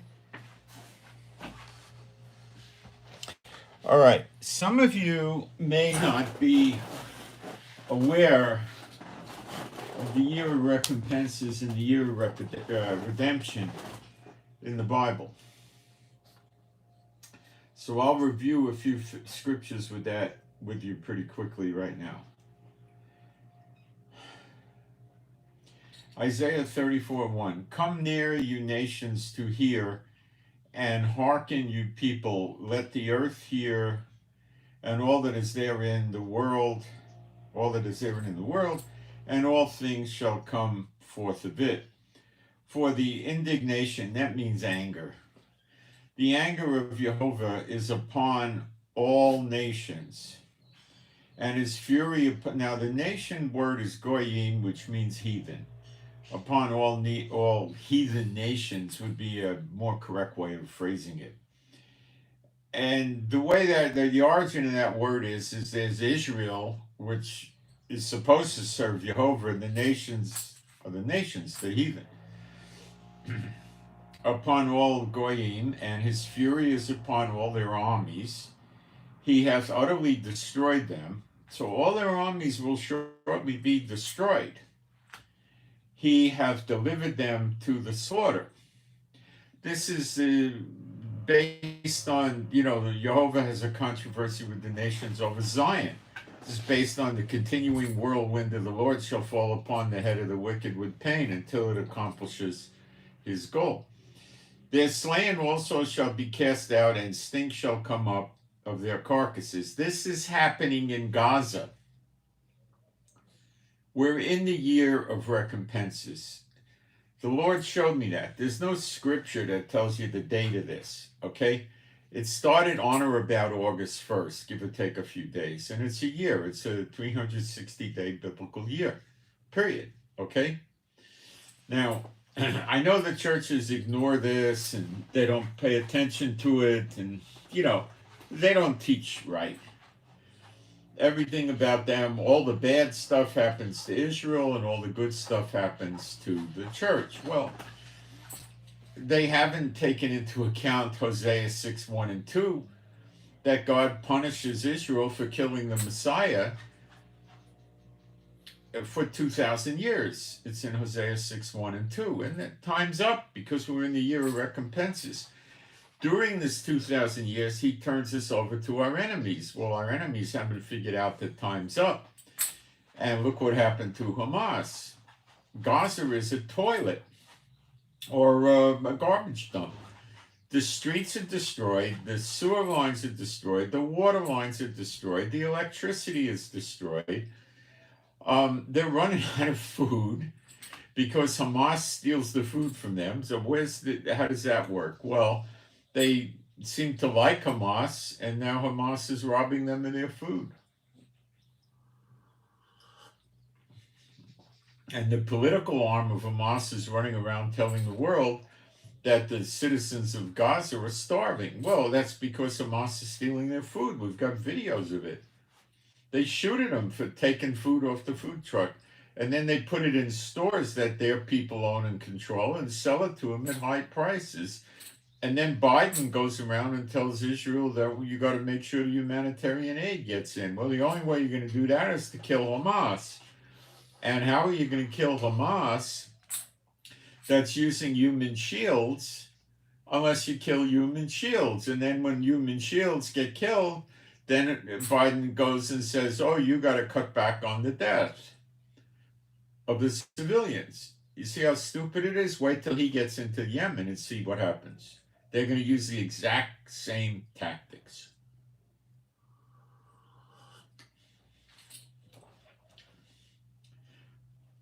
The slain also shall be cast out, and their stink shall come up. This is happening in Gaza. It shall come up out of their carcasses, and the mountains shall be melted with their blood. And all the hosts of heaven shall be dissolved, and the heavens shall be rolled together as a scroll, and all their hosts shall fall down as the leaf falleth from the vine, and as a falling fig from the fig tree. This is Joel 2, the Gog and Magog battle. Before the battle, the sun goes dark and the moon goes to blood, which is not amber colored like the church schmucks write books about. It's blood, like fire engine red, let's say, or crimson, right? That's before the great day of the Lord, which is the great falling away. And at the great day of the Lord, the sun goes dark, the moon goes dark like black sackcloth, and the stars don't give their light from heaven, they fall. That's what this is talking about. That's not yet. And I'm going to cover why it's not yet as we get into it. For my sword shall be bathed in heaven, behold, it shall come down upon Edomia, that's basically in Jordan, I believe, and upon the people of my curse to judgment. That's Edom, which is really not in Jordan. It's in Saudi Arabia, at the northwestern part of Saudi Arabia near Israel. The sword of the Lord is filled with blood, is made fat with fatness, and with the blood of lambs and goats, and with the fat of the kidneys of rams, for Jehovah hath a sacrifice in Bozrah, and a great slaughter in the land of Edomia. And that's the Arab neighbors, typically Jordan and maybe Saudi Arabia too, with the Edom. And and the unicorns shall come down. Now the unicorns are probably the rhinos, because they got one horn. Some have a little second horn, but that's what we think it is. Okay. Shall come down with them, and the bullocks with the bulls, and their land shall be soaked with blood, and their dust made fat with fatness. For it is the day of Jehovah's vengeance, the day of his vengeance. Okay, now it says, and the year of recompenses. The word and is added in. It's not in the biblical text. You got to watch them when they do that. For it is the day of the Lord's vengeance, the year of recompenses. for the controversy of Zion. Okay, so the day of vengeance, it took me a long time to realize it's when he destroys the daughter of Babylon. Okay? It says she's destroyed suddenly in a day and an hour. It happens suddenly. So he says the Lord's vengeance, the year of recompenses. And this is all about Zion. Now, what's going on? God said he was going to basically bless the world through Israel.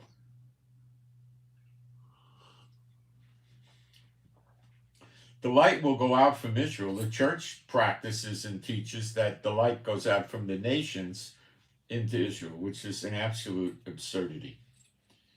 And the streams thereof shall be turned to pitch, and the dust thereof brimstone, and the land thereof shall become burning pitch. It shall not be quenched night nor day. That's the daughter of Babylon. The smoke thereof shall go up forever. From generation to generation it shall be waste. None shall pass through it forever and ever. But the cormorant, and this is all Jeremiah 50:51 type stuff. I'm going to skip through it.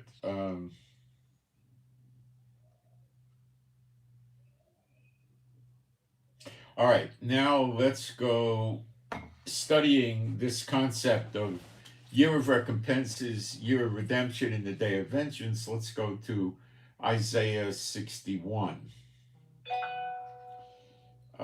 Sorry, I gotta check messages every now and then because we're getting deliveries and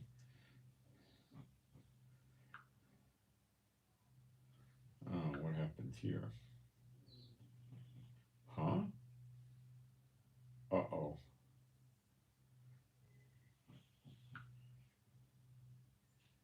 Oh yeah, I'm gonna get a delivery in a couple of minutes, but fret not, that'll be pretty quick. But hold on.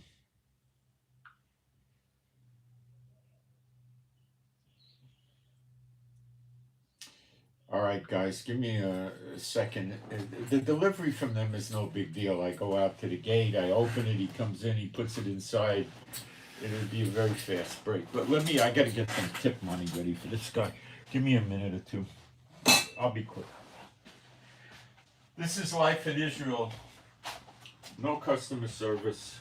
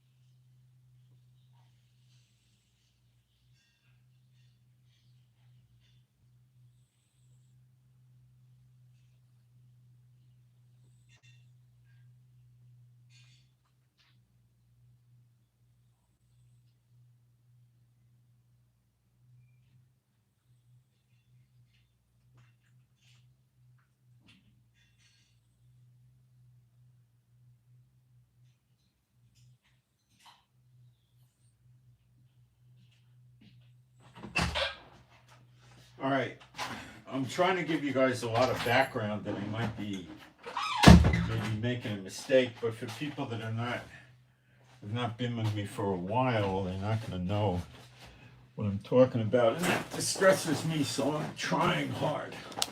Okay. Isaiah 61:1. The Spirit, it says Yeshua talking. Well, he does in the New Testament, but anyway, I'll go through it. The Spirit of Adonai Yehovah is upon me, because Yehovah hath anointed me to preach good tidings unto the meek. He has sent me to bind up the brokenhearted, and to proclaim liberty to the captives, and the opening of the prisons to them that are bound. To proclaim the acceptable year of Yehovah, and the day of vengeance of our God, to comfort all that mourn. To appoint unto them that mourn in Zion, to give unto them beauty for ashes. Okay, so the mourning in Zion, you see, Zechariah 12 is the great day of the Lord, which is Gog and Magog. And it shows that the two witnesses win the battle. And when Zechariah 12 happens, which is the great day of the Lord, the two witnesses are in place. They're spoken of as the governors of Judah. Now, when it refers to Israel, what we call Israel today, in Zechariah 12, it is Judah and Jerusalem. There's no tribe of Jerusalem, it's a place, but it probably represents Judah, which is really 90-something% of all the people that are here. And Judah is Levi and Judah. There's a little Benjamin here, but a pittance, okay? You with me? So Israel's not yet restored. The second Exodus has not happened yet. So the second Exodus has to happen after the great day of the Lord. But the people come out of the daughter of Babylon before that. So they're in the wilderness, which is Ezekiel 20, starting in verse 33 to the end. Now, for you serious students of the word, you can play this back slowly and go check the scripture references. If I do all the scripture references, we'll be here for 6-7 hours in all plots. Plots means fall down exhausted. If I could keep this to 3 hours, I'll be a happy camper. All right. So what is the acceptable year? Jubilee.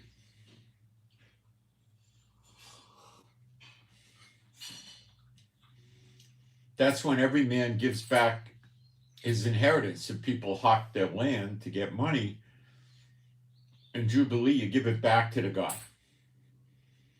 If a guy sold himself as a servant, you set him free. This is exactly the year of redemption.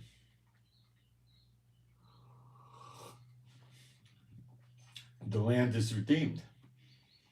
We basically sold ourselves for no money, so he redeems our land for no money. They just took the land. And that's what happens in the great day of the Lord, because the two witnesses burn them up on the right hand and the left. And they're laying a siege at Jerusalem. They're surrounding it.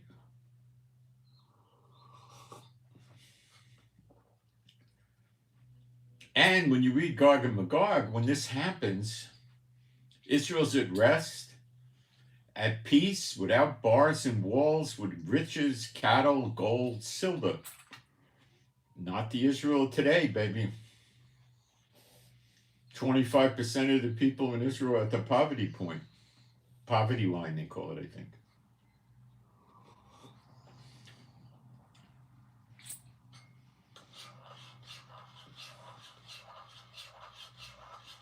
So what happens? What happens is America's destroyed before. And there's no big onslaught of nations coming at Israel until the great day of the Lord.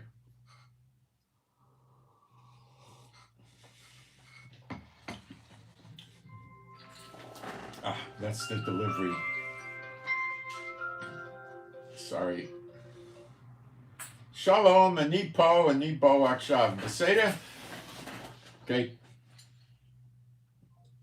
All right, I got to go out and get the packages in. Like I said, this will be quick. Whoa. I'm sorry, Yafi, I didn't see you. Or I saw you, but I was falling. All right, Yafi, you're in charge. Be good.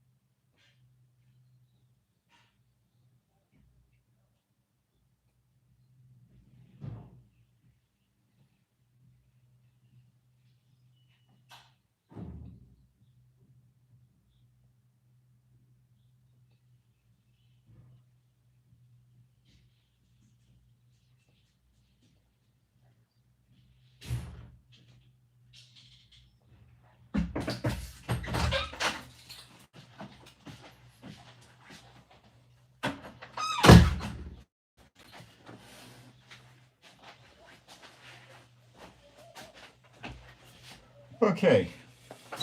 So, the acceptable year matches a Jubilee year, which matches a year of redemption.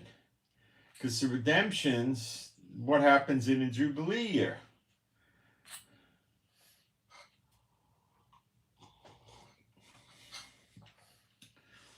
I'm not going to go back through history and attempt to show you the cycle of the Jubilee years, because I don't think anybody can.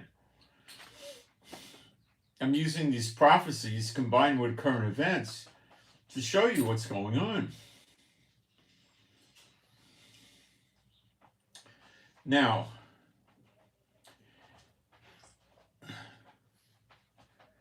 the year of the Jubilee starts on the first day of the year.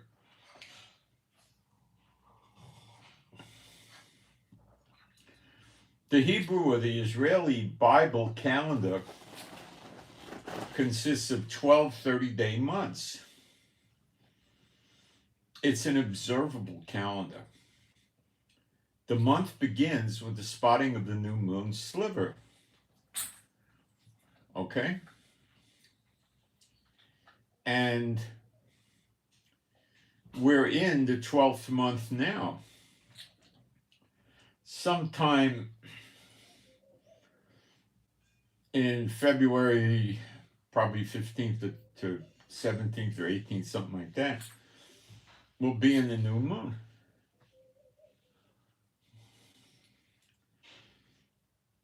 Which means we're in the first month of the following year.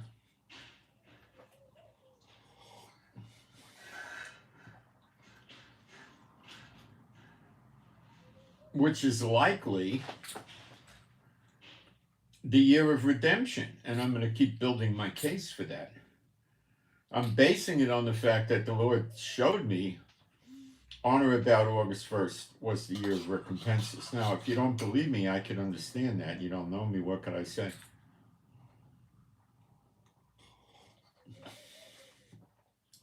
But look around you at the current events.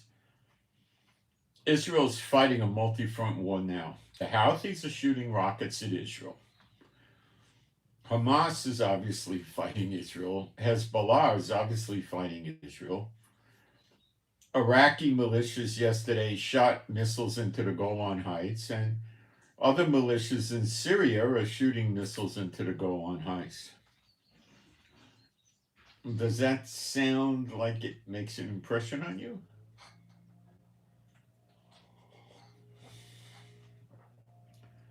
Combined with what's going on in America with the sleeper agents and the open border,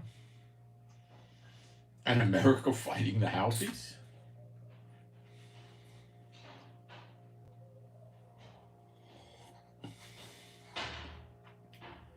And the threat of war in the Pacific with China against Taiwan and Japan and North Korea against South Korea, and Russia fighting Ukraine and Russia threatening the other NATO countries, heavily threatening them right now.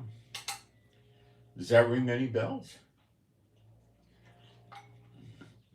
Have you ever seen anything like this before? At the same time, with you've got Gaza, Lebanon, Yemen, Iraq, Syria, plus a revolution in Israel in many cities in the West Bank, where the military is avidly fighting, and we're using aircraft and drones against these Hamas, Hezbollah, PIJ, Palestinian Islamic Jihad, and other terrorist groups operating in our own country in the West Bank.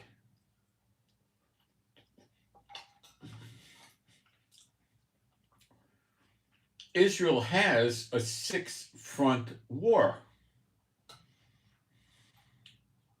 6.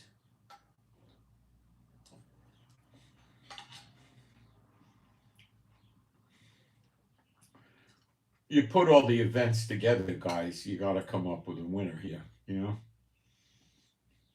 It's just way too much. Okay, now,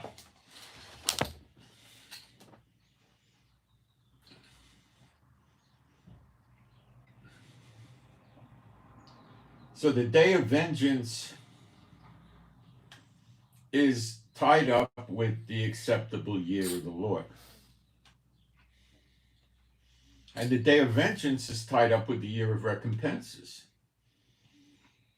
You got to dig for the gold when you study the Bible, guys.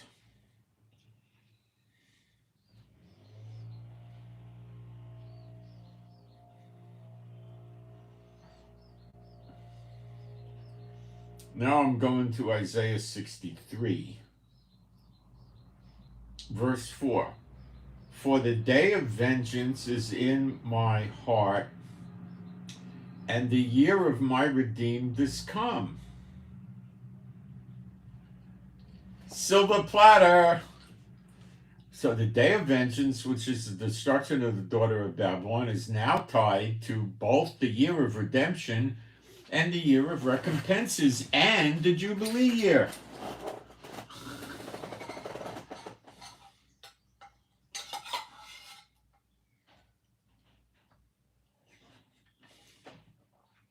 What I'm not saying is buy my book for $34.95 plus shipping and handling, and you'll get all these answers. You see, that's what the church garbage teaches you, does to you. You want to give a free will offering? God loves a cheerful giver. It's up to you. I give for free. Freely you have been given. God doesn't charge me when he gives me this stuff. All through history, I never saw anybody ever get this. Never once. Go look for it. And Yeshua had it, and probably the disciples had an idea of it, and I'm sure Apostle John did.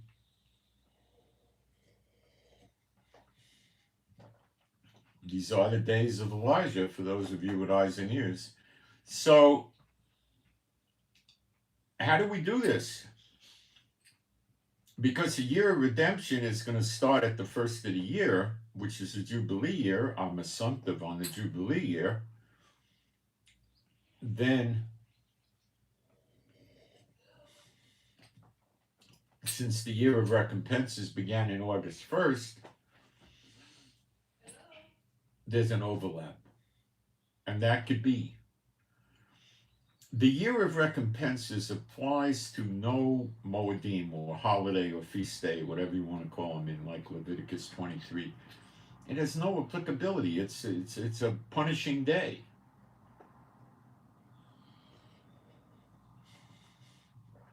But he's not punishing Israel.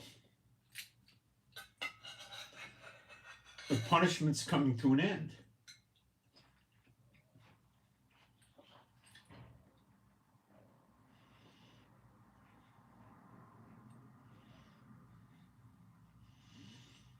Can the daughter of Babylon be destroyed during the year of redemption? Yes, because it's also going to be in the year of recompenses.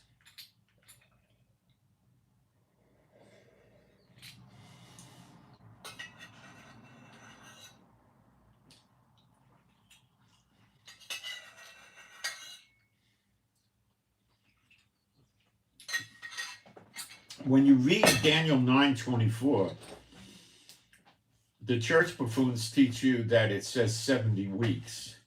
It doesn't.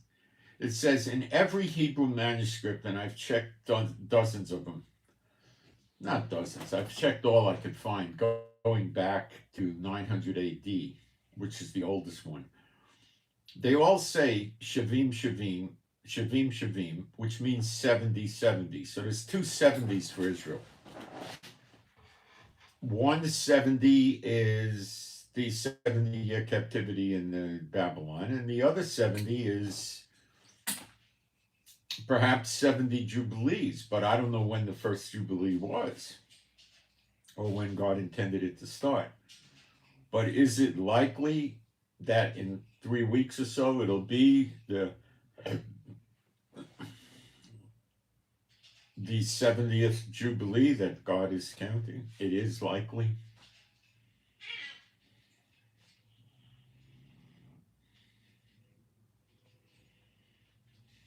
Can I give you a written guarantee? No, but I think it's very possible. It depends when you're going to start the Jubilees. Now, they say when Joshua led them into the promised land the first time, the Lord told them, that the first day of the year, the month of Abib, and you will start counting the sevens. That's a Shemitah year, not a Jubilee. A Jubilee in Hebrew is a Yovel. That's the Shemitah year. So that was not the year of the first Jubilee. It would have to be plus 50 years.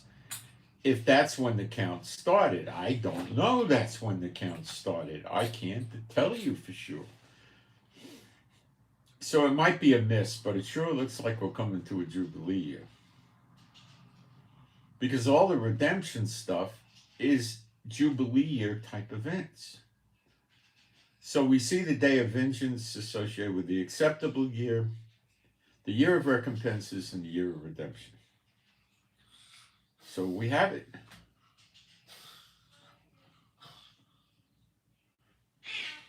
I got more. Let me check the chat.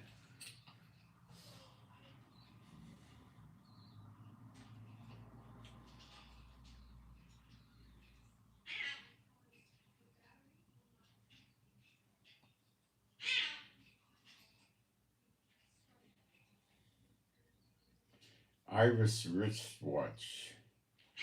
I guess that's some kind of play on words on timing, but it's escaping me. All right, I'm going to go into my notes.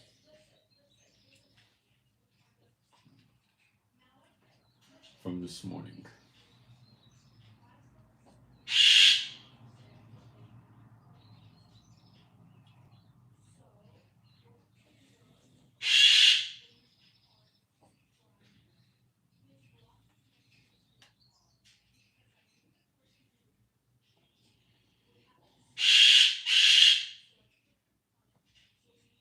That's the bird tiki. Tikva means hope. Hatikva, the national anthem of Israel, means Ha is the. Tikva is hope, the hope.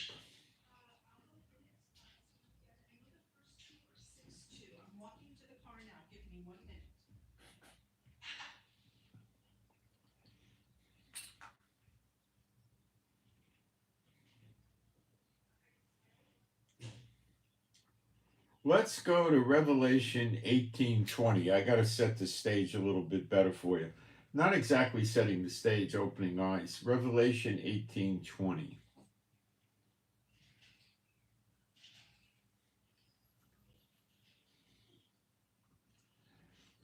I think we go back a couple of verses. Let's see.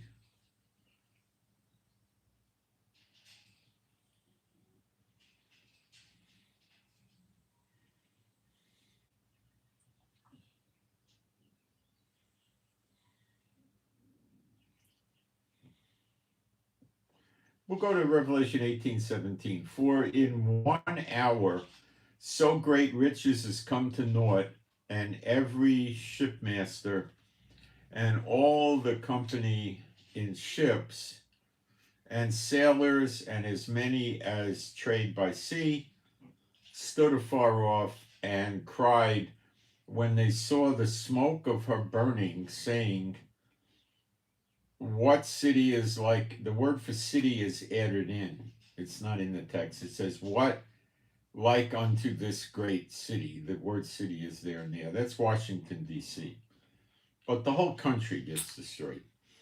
And they cast dust on their heads and cried, weeping and wailing, saying, alas, alas, that great city, wherein were made rich all that had ships in the sea, by reason of her costliness, for in 1 hour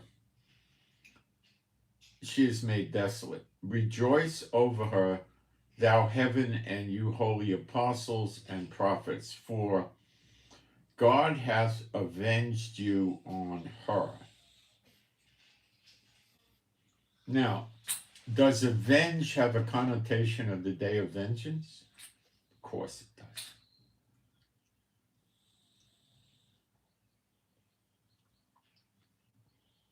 And what happens after this happens? They're rejoicing over her, heaven and the apostles and the prophets. They're rejoicing at the destruction of the daughter of Babylon, which is America.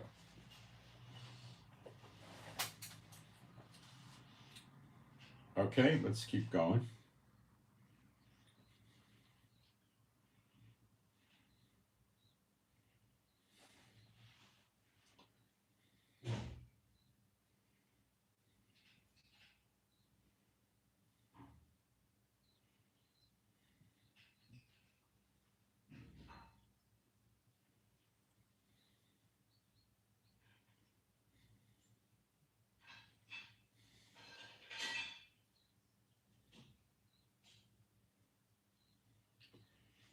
We don't see Israel getting devastated anywhere here.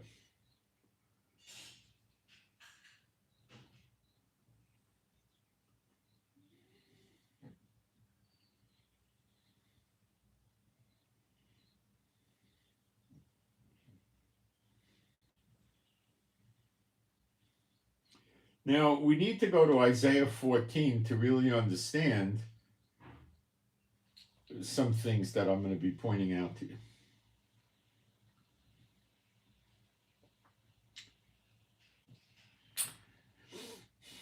And the people, verse 1 rather.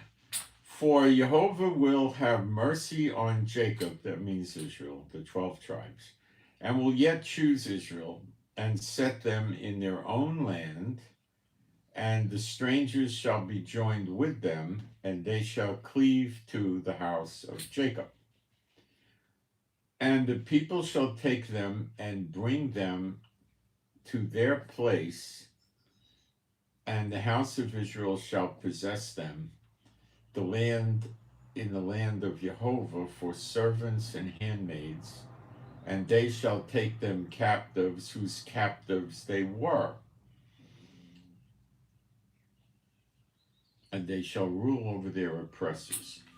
And it shall come to pass in that day that Jehovah shall give thee rest from thy sorrow, and from thy fear, and from the hard bondage wherein thou wast made to serve, that thou shalt take up this proverb against the king of Babylon and say, right now that would be Biden, but that could change. How hath the oppressor ceased, the golden city ceased?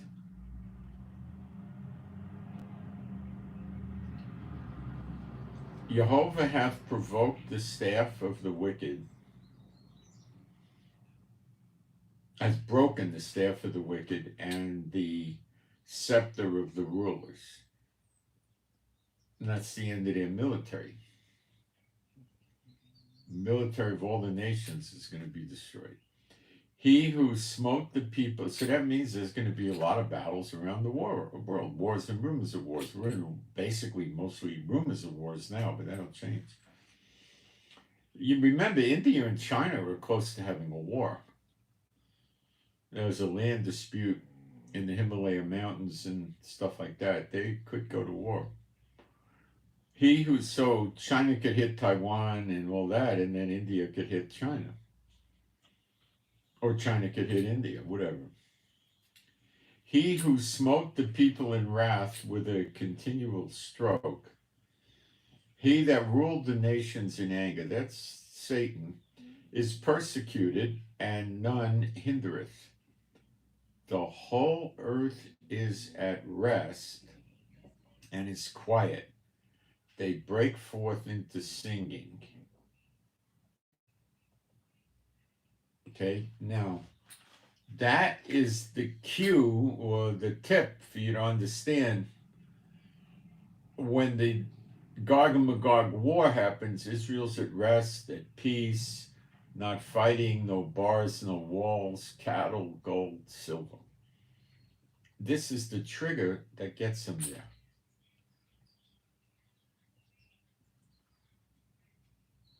The destruction of the daughter of Babylon. Now we keep reading.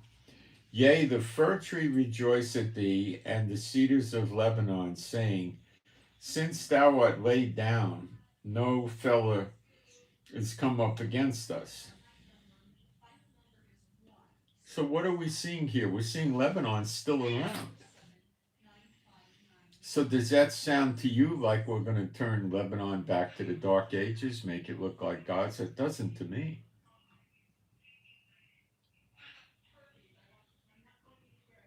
These wars going on are likely to continue until the daughter of Babylon goes kaput. Prophecy says they shall swoop down on the shoulders of the Philistines. That's us getting rid of the Philistines, which is Gaza. With Lebanon, it says, Lebanon, open up your doors, let the cedars of Lebanon burn. So they're going to get some attack, but that's already happened. It may continue.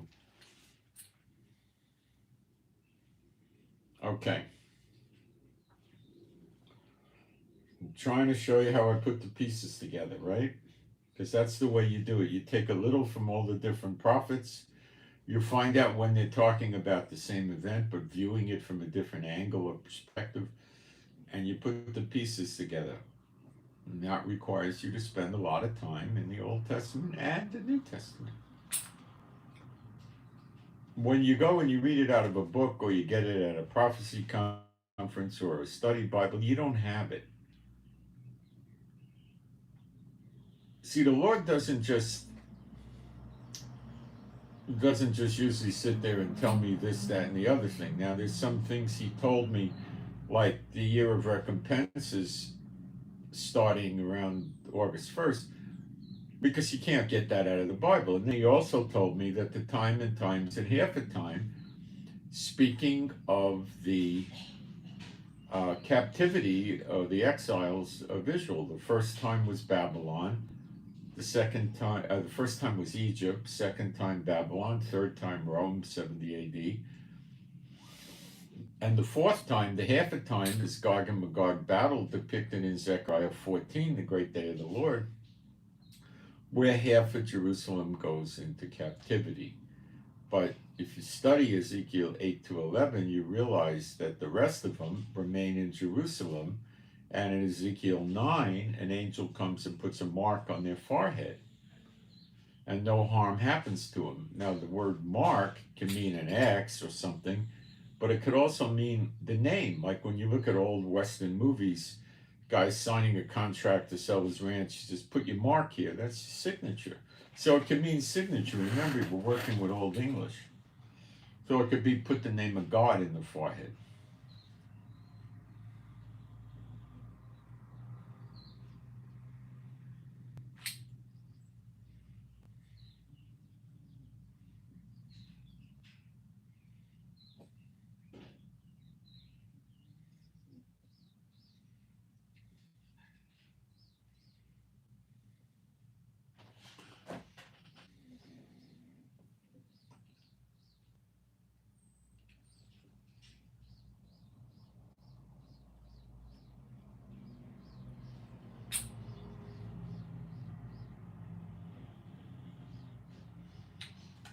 Isaiah 11:11, and it shall come to pass in that day,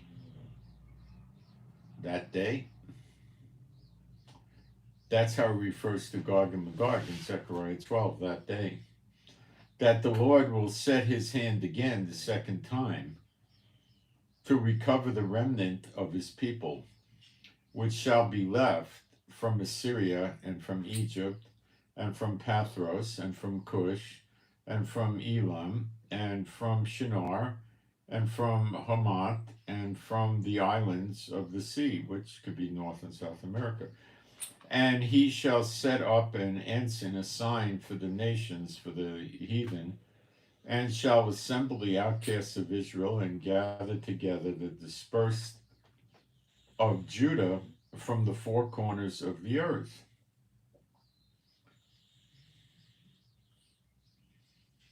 Interesting. And Jeremiah 23.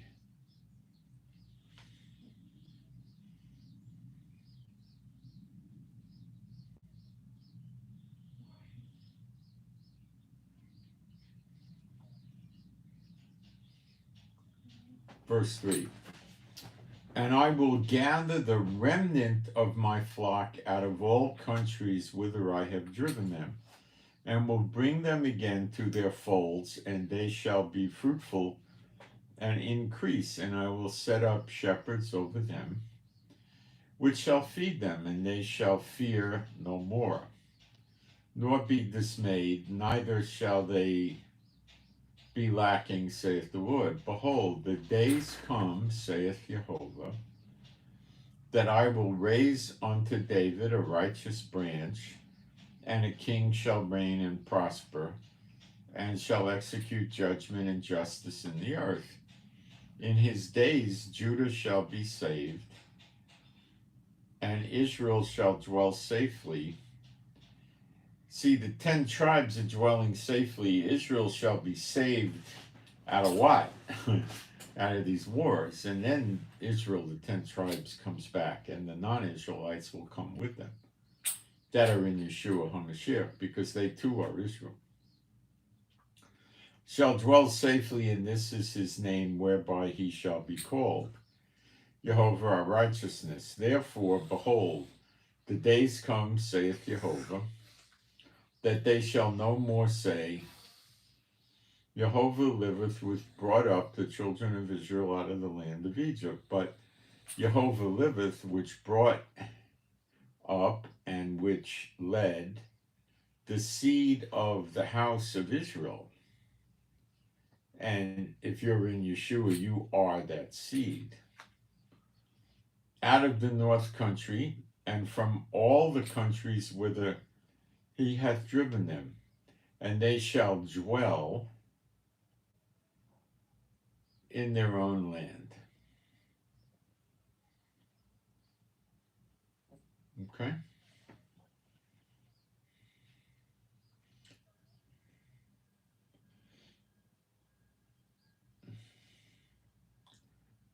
Looking at the chat.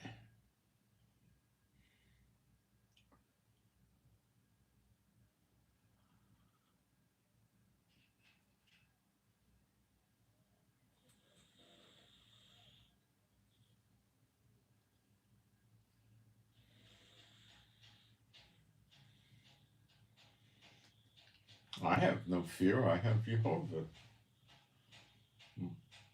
my Father. These are the days of Elijah, accepted or not. Okay, I'm missing a verse. I wrote down my notes this morning. I gotta look through it and find where I put it. Where I put it. I could have been yelling at the dogs or something and I botched it.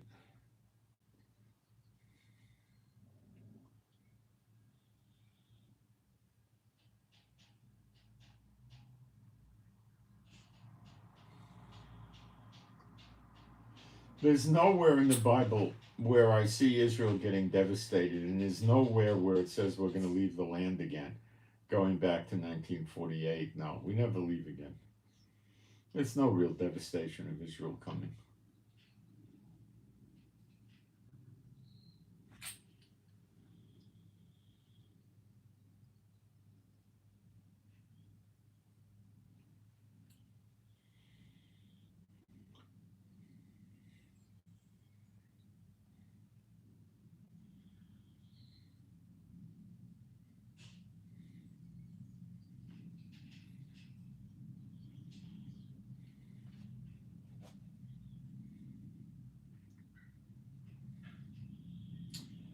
Well, there's one thing.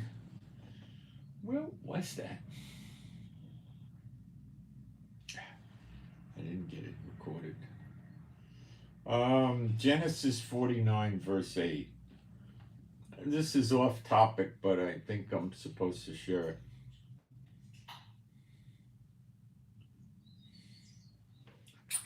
This is Joseph prophesying or giving the promises to the tribes. And we're going to look at the promises that is given to Judah, and then you'll understand why Yeshua has to come from Judah. He was actually prophesying about Yeshua, but maybe didn't even know it. Genesis 49:8. Judah, thou art he whom thy brethren shall praise. Thy hand shall be in the neck of thine enemies. Thy father's children shall bow down before thee.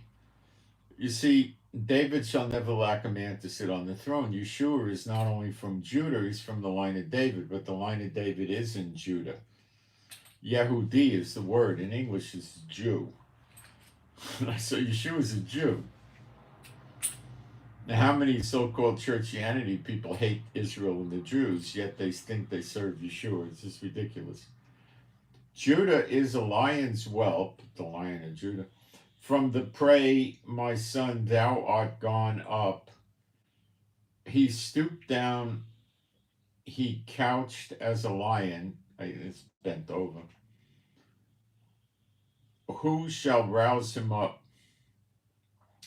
The scepter shall not depart from Judah, nor a lawgiver from between his feet, until Shiloh come. And the word for Shiloh is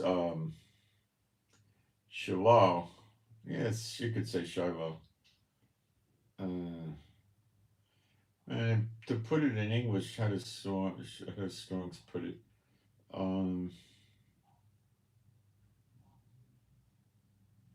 Basically Messiah. I mean, it's talking about Messiah, which is Yeshua, from Judah. line of David, which is Judah, until Shiloh come, and unto him shall the gathering of the people be, binding his foal unto the vine, and his ass's colt unto the choice wine. He washed his garment in wine and clothed in the blood of grapes. This is Revelation 19. Yeshua coming back to earth. His eyes shall be red with wine, and his teeth white with milk. Okay, so I thought you'd find that interesting. That's it. Beginning and end of that. That's all. Gosh, I wish I could find that. Isaiah 66:15. This is just anecdotally interesting. Isaiah 66:15. For behold, the Lord, that says Jehovah, will come with fire, and with his chariots like a whirlwind, to render his anger with fury, and his rebuke with flames of fire. For by fire and by his sword will the Lord plead with all flesh, and the slain of the Lord shall be many. Okay, now, how is this working? Let's put it together and try to fit this to Elijah, one of the two witnesses.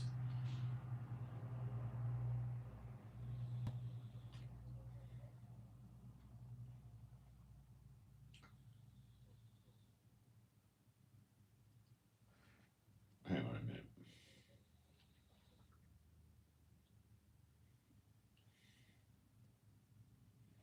Okay. Isaiah 66:15. For behold, Jehovah will come with fire.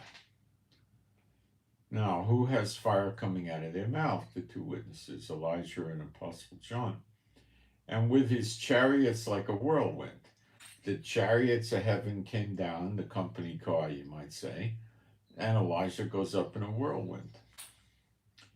To render his anger with fury and his rebuke with flames of fire. Well, two witnesses, flames out of their mouth, which is probably lightning, by the way. For the word could go either way. For by fire and by his sword will the Lord plead with all flesh, and the slain of the Lord shall be many. Now, it could be referencing Elijah because there's such a close lineup. I don't believe Jehovah is going to physically come down to the earth until after the millennium, when Satan's released and he causes them to surround Judah, to surround Jerusalem and New Jerusalem, and then Jehovah comes down and burns everything up. But not before then. I don't think he comes back. If he did, everything would burn up, probably, or blow up, or melt. I don't know. So I don't think he comes back till then. I think he's referencing his son Elijah, which a lot of people don't understand. But when you read Zechariah 4:14, it talks about who are the candlesticks and who are the olive trees, and the text says these are Shnaim B'nai Yitzhar, standing by the Lord of the whole earth. The Lord of the whole earth is Jehovah. Shnaim means two. B'nai means sons. Yitzhar means clarified oil, the olive oil, the anointing oil. It's a discrete way of saying two anointed sons of Jehovah. Yeshua is the firstborn son. Why would God say firstborn if he was the only son? And he says he's the only begotten son, which means he's the only son that was begotten of the Holy Spirit and a flesh woman.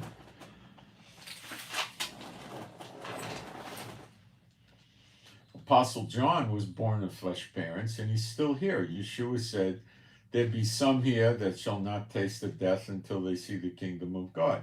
The word some doesn't translate right. It's like there'll be one here, or a certain one. It's more literal. A certain one here that shall not taste the death till they see the kingdom of God. And then in Revelation it says that John must prophesy again to many people and nations, which is not yet fulfilled. That's John. So he's still here, and Elijah is with a flesh body here in Israel. They're both in Israel. They're waiting for the light to go green, and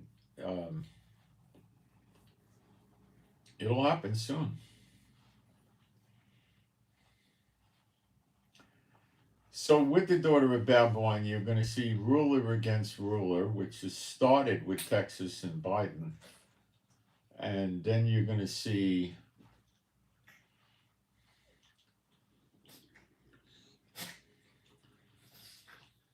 if there's a revolution, they may try to put Trump in the White House again without an election. I don't know.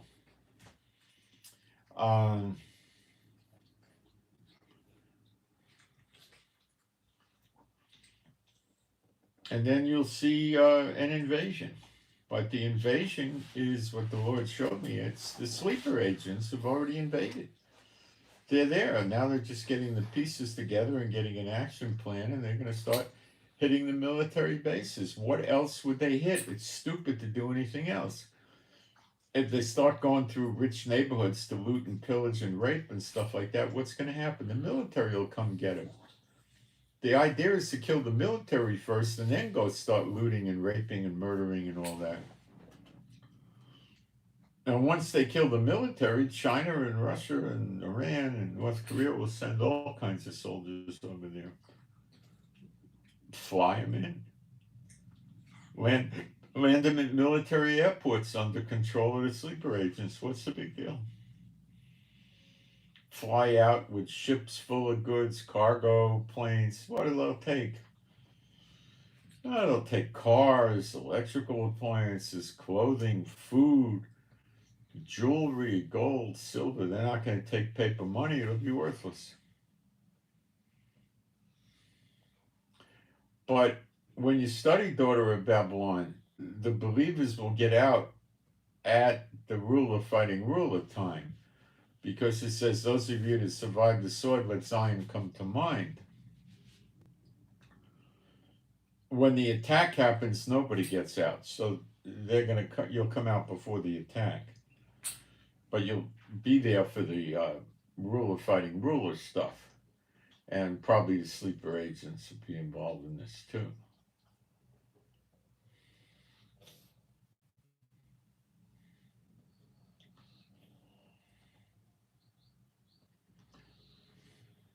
And you'll stop at the wilderness.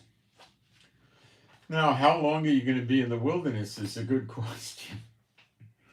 And it might not yet be answerable. Got to pray for an answer for this one.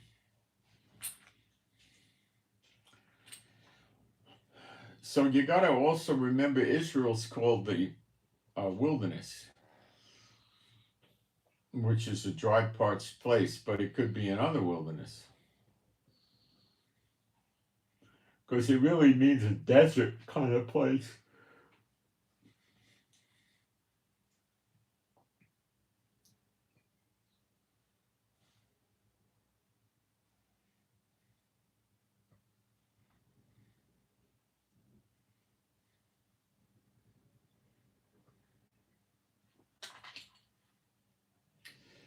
So after Yeshua is caught up to the throne in Revelation 12:5, and she brought forth a man-child who was to rule all nations with a rod of iron, and her child was caught up unto God and to his throne. Well, that's Yeshua going up and seated on the right hand of God the Father until his enemies are made his footstool.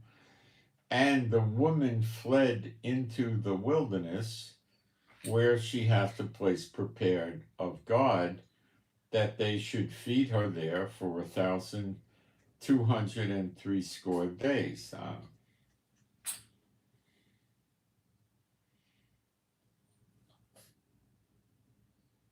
I don't know, this could be Egypt when they ducked Herod killing the baby boys. Don't know. And there was war in heaven. Michael and his angels fought against the dragon, and the dragon fought and his angels, and prevailed not, neither was their place found any more in heaven. Now, when you read Revelation 2, and it tells you, starting in verse 12, the church of Pergamos, that Satan dwells there. By the time Revelation 2 was written, Satan was already thrown out of heaven. Think about it. It's an absolute, I believe. And the great dragon was cast out, that old serpent called the devil and Satan, which deceiveth the whole world. He was cast out into the earth, and his angels with him. And I heard loud voices saying in heaven, now is come salvation and strength and the kingdom of our God and the power of his Christ. For the accuser of our brethren is cast down, which accused them before our God day and night. And they overcame him by the blood of the Lamb and by the word of their testimony, and they loved not their lives unto death.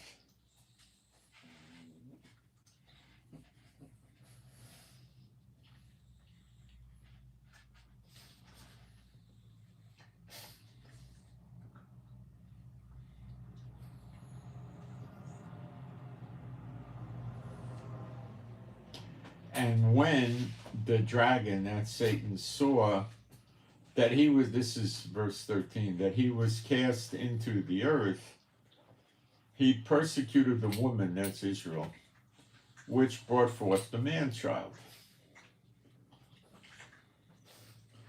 The woman has 12 stars, so I wouldn't say she's just Judah. And to the woman were given 2 wings of a great eagle, that she might fly into the wilderness, into her place, where she is nourished for a time, half a time, and from the face of the serpent. Well, that's all the captivities. And the serpent cast out of his mouth water as a flood. That's people and the woman, that he might, after the woman, that he might cause her to be carried away of the flood. That's many people. And the earth, probably the Arabs, and the earth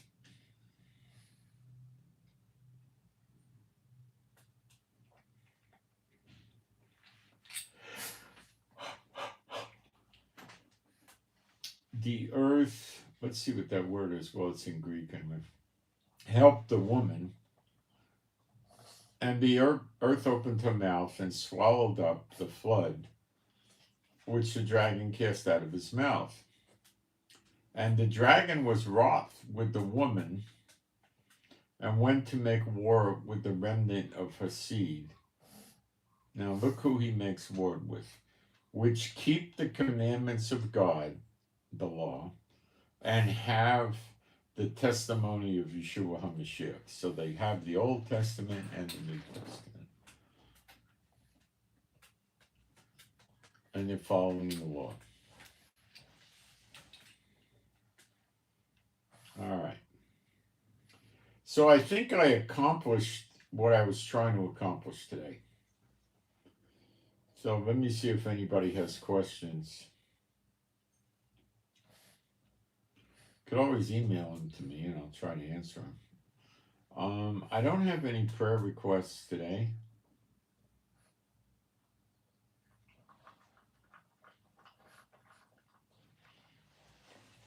So the daughter of Babylon's going to start happening real quick, I believe.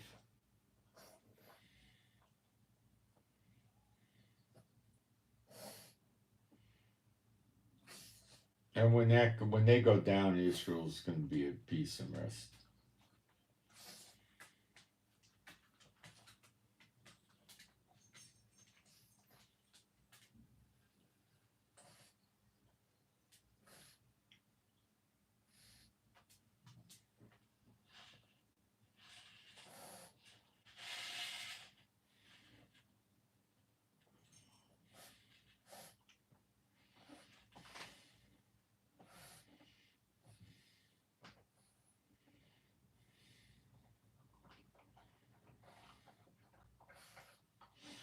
Okay. I'm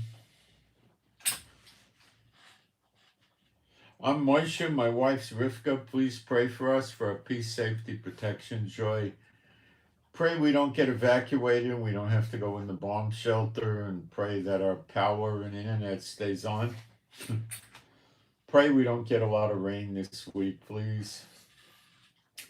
And pray for our animals and pets, which are all rescues, that they be happy, healthy, and whole.